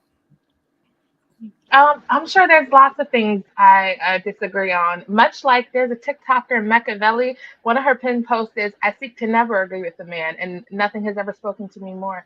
But I would say, oh, is there like another segment after this, or this like the closing statement? I just don't want to take up a lot of time. So we're 2 hours and 40 minutes in. We were supposed to do a Judge Boyd marathon. I may push that to tomorrow or Monday evening. And then we're supposed to do a pop the balloon. I think I might just push it to tomorrow because it's about 9:43. I know y'all are trying to go out here in these streets on Saturday night. I know the night don't end until 2 or 3 a.m. at the earliest, so I'm not trying to keep y'all. What I will do is play my outro, and we can have what I'm going to say is a brief after show. I feel like it won't be brief, but I'll play my outro. Be sure to like the video, by the way. It helps the algorithm. And subscribe if you have not already. Alicia. I'm just playing. Oh, swallowed up. Have you ever been swallowed up? Swallowed up. Have you ever been swallowed up? Swallowed up. Have you ever been swallowed up? Been swallowed up. Been swallowed up. Been swallowed up. Swallowed up. Have you ever been swallowed up? Swallowed up. Been swallowed up. Swallowed up. Been swallowed up. Swallowed. Swallowed up. Swallowed. Been swallowed up. Swallowed. Swallowed up. Swallowed. Been swallowed up. You really want to catch fucking 350 pounds of dude on your ass? Of course. Sounds like a good time. That's a good time to me. He hop on my meeting, he start riding me. I said, "Daddy, don't stop it." Look how he drop it. Just like a pilot, I'm all in his cockpit. I lick the cock tip, I let the cock drip. The pizza's not ready quite yet. Do you like the little mashup though? Like I'm experimenting with different, not experimenting like how he was experimenting in that song, but I'm just experimenting with like a different flow, mix it, flop it, pull it, bop it, twist it, all that. So but I like it. I like both. I like the second one a little bit more because I find it funny. That's a good time to meet. Like I love it. So Lee, I'll give you the floor. We will continue Judge Boyd marathon on a different day, probably tomorrow evening. But I'll give you the floor first. Okay. Well, as far as where do I specifically disagree, I don't know. I do think that Key may have a less optimistic view of Black men as opposed to perhaps you or other YouTubers you may be, communicating with. But Less optimistic than me? Less optimistic? I think so. I Really? think I I think that you might have hope for Black men. And I don't think that Key does. I think you might think Black men could be better. I don't think Key does, personally. I don't think he does. He I said Black men have fallen off. Not even that they've fallen off. They have never been up to the standard of where they need to be. And he's also basically saying they currently. So basically, he's saying they ain't shit, wasn't never shit, won't never be shit. And I think, while I agree with this stance, I think you might have perhaps a little bit more hope or desire for men, not in that way, but desire for men than he does. That's what I think, but I could be wrong. I don't know, y'all. Hey, Y'all are hold on. men. I don't know the mind of a man. I just want to point out the fact that Leah, whatever it is you're doing over there, I don't know, but I just want to get this out real quick. Not one word is ever missed whenever she tried to like write something down or regurgitate what you say or what I said. She does not miss one word. It's never a paraphrase. Like she catch it all word for word. Yeah, I do think it's important when you're having a conversation with someone to listen to what they say. And if you can't retain it all, there's nothing wrong with writing it down for the sake of continuing a conversation, making sure that you don't misrepresent someone's point. But hey, that's just me. This baby reindeer and pizza is about to hit. I already know it. It's got about 10 more minutes. Key, how do you feel about being cross-examined today? It never phases me too much, man. That's the reason why I came up on this ordeal, because like I said at the very beginning, this is one of those topics that to me, right, and like I said, I'm not trying to be self-centered or anything by any means, but it's going to come off that way, so I'm going to apologize ahead of time, right? To me, this is one of those things where I do try to be different. Like I do try to be a different Black man because of such a negative light being shined on all Black men. And I realize that me being a Black man just puts me in that light automatically, right? The day I wake up or the day I came out my mom, right, as a Black man, it automatically put me in that light. And I get that. But I do try to be different. So this is one of those topics specifically that it interests me. You know what I mean? It interests me to talk about this, to kind of see people's views on it, to hear people's thoughts and what they have to say, because I do go out and try to be different. I've been like this for as long as I can recall, right? My thoughts being my own. I've been thinking the same way. Like, wow, we have such a negative outlook. Like when it comes to, I say we, society has such a negative outlook, right, when it comes to our community as Black men. And why is that, right? And then when I start to find the answers, right, growing up, it's because of the things we all talked about, right? And I'm not going to try to go too far into it. The things that Black men are doing in the Black community, right, directly affecting all of the Black men or women in their lives, right, whether it be wives, baby mamas, girlfriends, grandmas, moms, aunts, those things, right, that are left to pick up the pieces where Black men fall, right? That's kind of where those answers lie of why we have such a negative light, right? And then it transitioned into what can I do to try to help that, right? You have to start small because no one man is going to rule it all, right? You're not. So you have to start small. And like I said, that's why I kind of try to start where I'm at, doing things in my community where I'm at, and hope that maybe that will move forward into other communities or them into not just the communities or them into any Black men that they encounter. Like, man, somebody helped me out one day, or somebody changed my mind, my thought process one day, right, about what I was doing and about how I was acting as a Black man. And now I need to pass that along, right, to somebody else because I may be able to help them. I try to do those things. So like I said, this is just one of those topics, like I said, that interests me. That's the reason why I came up on this ordeal and kind of, rambled on, talked and went about it the way I did, and was, semi sort of passionate, about it the way I was. Cause so like I said, that never fazed me to be cross-examined, man. I like the perspectives from everybody, because everybody's got different ones. Whether or not you agree with what somebody thinks or not, you're still from a different perspective. You know what I mean? So you said at the beginning of the conversation, well, not the beginning of the conversation, but when you hopped on, we were looking at Judge Boyd, and the Black woman came up defending her son. And right about that time, I think you were trying to hop up a few times, but the connection was weird. But you eventually hopped up, and I think one of the first things you said, my flash just turned on for some reason. One of the first things you said was that you felt like you had a personal connection to, I guess, this topic. Why is that? I will say it without saying a whole lot, and I know I haven't been able to do that this whole time, but I will try it this time. Simply put, I grew up with an active father in my household, right? My entire life. Parents have been married 30 years, right? The whole great thing that everybody wishes for in their life, right? Growing up. But around me in my community, I have seen it almost everywhere around me, right? There's been a few other, you know what I mean, of those unicorn placed households, I will say, where there's been an active father there the whole time. But for the majority around me, it has not been like that. And so, like I said, for as far back as I can remember, I grew up seeing it, seeing all of my neighborhood friends, a lot of my neighborhood friends and even relatives, a lot of not having present fathers. I have relatives serving time in prisons and things like that, relatives dead before the age of 21, things like that, right? That I grew up seeing in my very own community. So it was just something, it's just one of those things from an early age. It caught my attention, like, how do we fix this? You know what I mean? Because nobody can tell me, right, that you would be okay with, whether it's yours or not yours, in your community, relative. When I say yours or not yours, kids, relatives, or not, just other Black people in your community,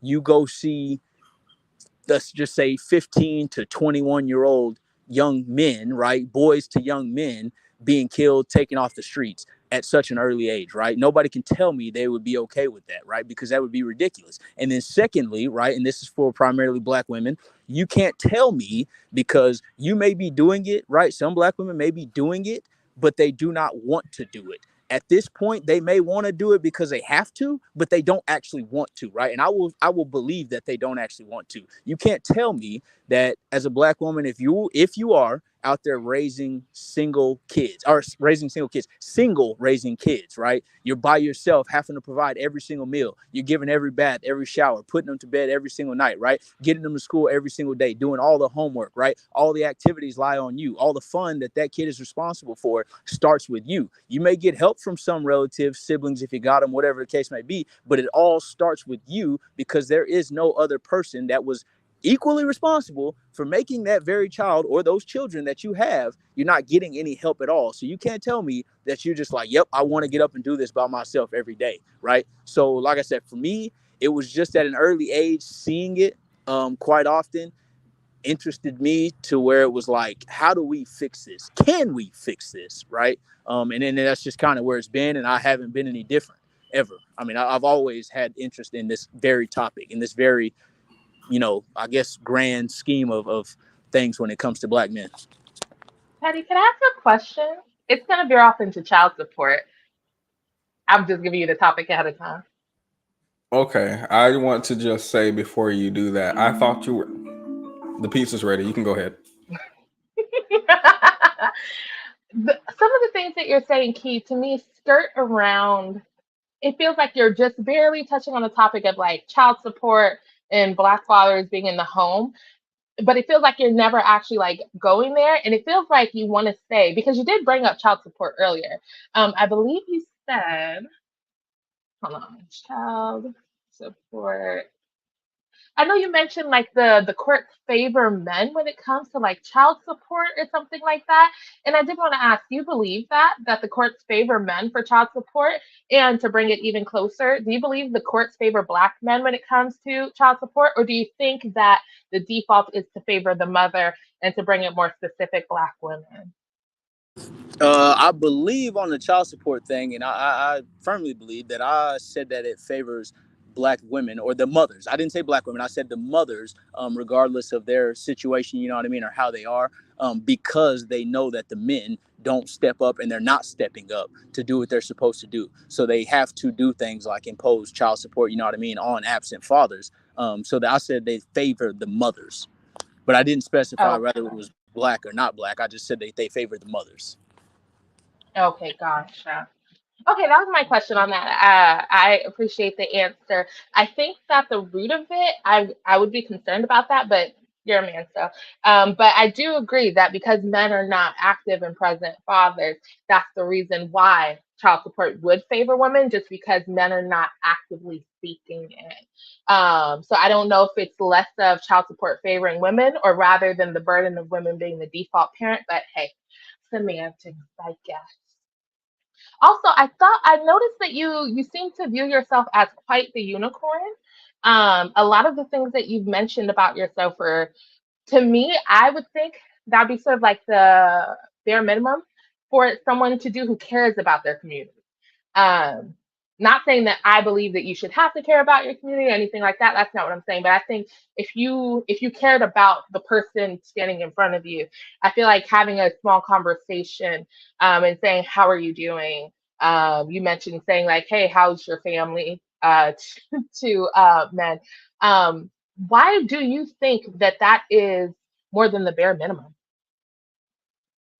Ooh, is that stuffed crust? I was laughing at the pizza thing, not what you said. I don't. I mean, like I said, that is my opinion for one, and then two, because nobody forces you to do these things, right? Like I said earlier, nobody forces you to go out and try to help somebody out. Try to give when you have to give. Should people want to do that? Yes, that would be the good thing to do, right? The good thing to do is if you have to give, you should go out and want to give to somebody, but nobody forces you to do that, right? The bare minimum to me, and like I said, talk to me if it's something different because I'm willing to listen.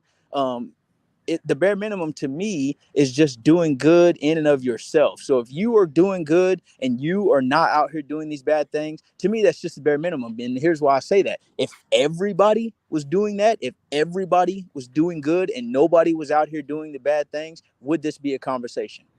I don't think so, because everybody would be doing good. Everybody would be doing the right thing. That to me is the bare minimum.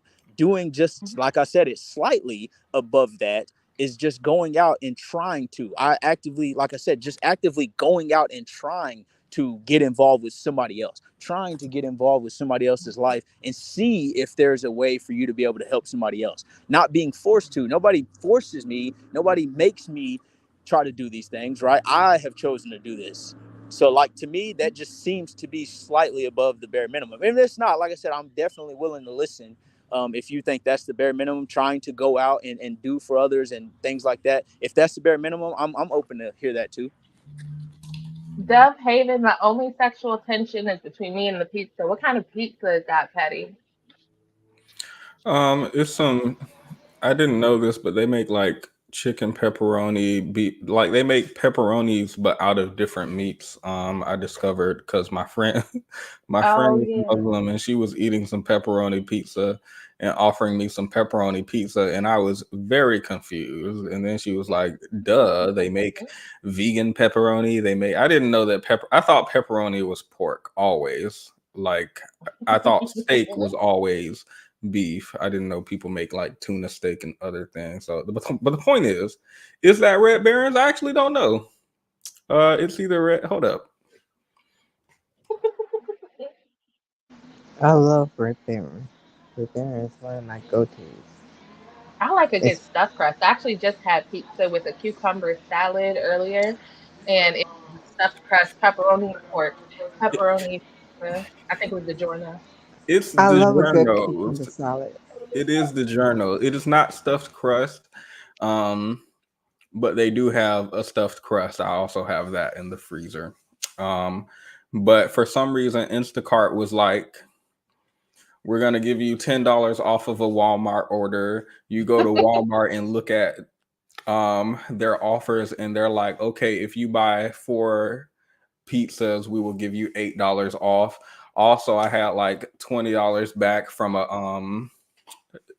Instacart delivered my order to the wrong place, so they gave me some money back in a gift card. So I just got like 17 pizzas for $6. I did not need them, but that's gonna be the weekend snack tonight. So that's Wow. what that Okay. is. Ooh, nice. Some cheese pizzas with some turkey pepperoni that I have secured from the Walmart. I don't care for turkey pepperoni that much. It, it just doesn't. How dare I you? don't know if it's the texture that I don't like, or I think the flavoring is off to me. It's just, Some people have nothing but negative things to say. I Some love people you just too. You just want to give me a hard um time. so for the people who are still here, there is a link to the Discord it should be in the description of this video, and the Discord is open. What we're going to do is we're going to consume all of the remaining episodes of Baby Reindeer. I think we're either on episode 2 or 3. I have not watched it at all. Apparently everyone else has and have encouraged me to watch it. I watched episode 1 and I decided that we need to go ahead and binge it and review it probably next weekend if we finish it tonight. So that's where we're going to head, to the voice chat on Discord if you're interested. It's movie night. So Okay, cool. And I'm going to talk about turkey pepperoni with you. Thank you, Purple Lover, Lee, and Key for joining. If you have not already, be sure to leave a like on the video. Subscribe if you haven't. Let me see if we can shame non-subscribers today, because YouTube stopped showing me who is and isn't subscribed. They said that the shaming, I don't know, maybe it's against terms and policies. They don't like me shaming people, but they said we're gonna shut that down real quick. We're not gonna show you who's subscribed and who's Hey, not. nobody want to subscribe, bro, because then they feel obligated to be involved, right? Then like they gotta watch your streams and things like that if they subscribe. But see, if it just pop up and it just come across there every now and then, Are you subscribed? I'm not obligated to watch. Are you subscribed to the channel? Absolutely. I'm just saying, that's the overall probably thought process is if I'm not subscribed, I don't feel obligated, right, to watch your streams. So you're saying the people don't want to subscribe to me because they don't want an obligation to watch my channel. They don't want to see my streams pop up in the in their feed. Then it's just gonna constantly come across there. Yeah, now it's they don't want my notifications. That's what you're saying. Exactly. Well, y'all, Key has just roasted me, and I can do nothing about it. Y'all are the ones who chose not to subscribe. I can't say a thing back to that. I wish I could say you're lying. Every single person here is subscribed. Unfortunately, that is not true. So I'll simply have to take that critique. So I tried pineapple on a pizza and it just doesn't work because the whole thing about pineapple is this kind of crisp, right? This type of tart crisp. And it has to be those two things together. There's a certain texture that you need. Like when you make, some stuff can slide, like soggy apple might work in an apple pie specifically. But when pineapple, like when it gets soggy, it's no longer like, do y'all want to soak bread in some water and get it wet and soggy and then chew on the bread? Like, no, the consistency is disgusting at that point. You need the bread to be dry or toasted. So when you put pineapple on a pizza and it heats up and gets soggy, it's just not there. If there were some way to keep the pineapple from getting soggy and to keep it crisp, we can talk. Pineapple is one of my favorite things. Pizza is one of my favorite things. I tried to combine them one night. This was years ago. This was like I think I graduated high school and I turned 18. I'm grown now. Nobody can tell me what to do. What are you talking about? I'm going to put the pineapple on a pizza. I don't care what mom's house rules are anymore. I am grown.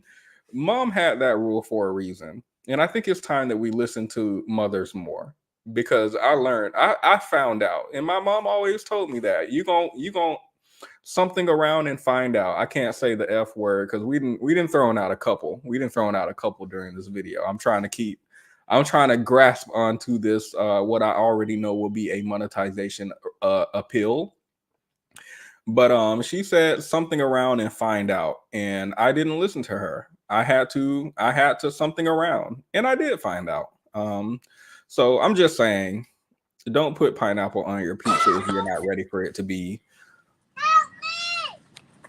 My question is how long is you leaving this pineapple on pizza for it to become soggy? Because I'm not gonna lie to you. If I have a pizza delivered, it's not like the pizza's here. Let me grab some pineapple out the fridge and throw it on. No, I get that, but what I'm saying is I don't think that they bake the pizza with the pineapple on it. Like I don't know how it's actually made in the restaurants or stores, wherever you get it from. But I think that common sense would tell them that they don't bake it in the oven with the pineapple on it. Like that's something that comes out of the fridge. Does the pizza immediately arrive at my doorstep as soon as they take it out the oven? Do they teleport it to my doorstep? Or how do you think the pizza gets there? I mean, I get that. So you're thinking that it's just already soggy by the time it get to your door, or is that the case? Because I just don't see. I mean, maybe that's just me, but the select few times where I've had pineapple on pizza, and it don't occur often, because to me, I just know. But the few times that I've had it, it has never been soggy bread pineapple. You know what I mean? I've never thought, No, wow, it's I'm eating not. soggy bread. No. The bread on the pizza's not soggy. No, I mean the pineapple. Like I've never compared it to soggy bread. Like you just said, it's like just soggy not bread. crispy and crunchy. It's. I'm not saying the pineapple, I pick it up and it falls apart in my hand like mush. I'm just saying it's not crispy and crunchy like how pineapple is when you. Well, I wouldn't say crunchy, but it's like crisp. Not like when you bite into an apple and it's crisp crunch, but it's solid. It feels more solid, and I don't know what else to say. What do you want from me? What more do you want from me? What I want from you is I want you to go somewhere in your local area, right, and get some legit good Hawaiian style, if that's what they call it up there, or if they just are very basic Americans and they say pineapple on pizza, get it that's good from somewhere. You know what I mean? Don't get nothing from the gas station or the little store up the street where you get your burritos from. You know, the burritos from the gas station, slapping, but don't get the pineapple pizza from the same place, right? Get some good pineapple pizza and then come back and give us a take, because I really think it'll change your mind. I'm not saying that you'll love it. I'm not saying it'll be your favorite, but I'm saying you won't disgrace it the way you are now. I think I would, you know what I would like? Y'all are about to roast me. I think I would do sliced apples on a pizza. I think that would actually be really tasty. Sliced or diced, maybe like cut a little smaller. I think that would give me what I'm looking for. That might give me what I'm looking for. All right, nobody responded to that. I'll retract that statement. Thank you everyone for watching. I really do appreciate everyone for joining. I'll edit out that last thing I just said. But y'all are talking about my palate. Where is it? Because Jamal said something. Jamal said something that I think is important, because y'all just want to throw shade. Where is it? Y'all just want to throw shade and think people aren't seeing y'all comments. Y'all have limited palates. So y'all are throwing out this, you just don't know how to eat the pizza right. You didn't put the topping on right. You have a limited palate. But now that I'm bringing apples into the conversation, all of a sudden our palates just retract into the back of our throat. We no longer have taste buds in our mouth to try to explore new flavors. All the way back down in the throats, damn near touching the lungs. But I have a limited palate. Got it. Thank you everyone for watching. Be sure to leave I think I said this like 3 times already. Never mind. If you're not subscribed, it's okay. If you don't want to leave a like, leave a dislike or comment something, engage. I will look at the dislike ratio and I will say, too many people dislike this. We'll never do this again. So thank you everyone for joining and have a good night. I'll give y'all an outro. I think y'all deserve that. I would have been swallowed up. Have you ever been swallowed up? Swallowed up. Have you ever been swallowed up? Swallowed up. Have you ever been swallowed up? Been swallowed up. Been swallowed up. Been swallowed up. Swallowed up. Have you ever been swallowed up? Swallowed up. Been swallowed up.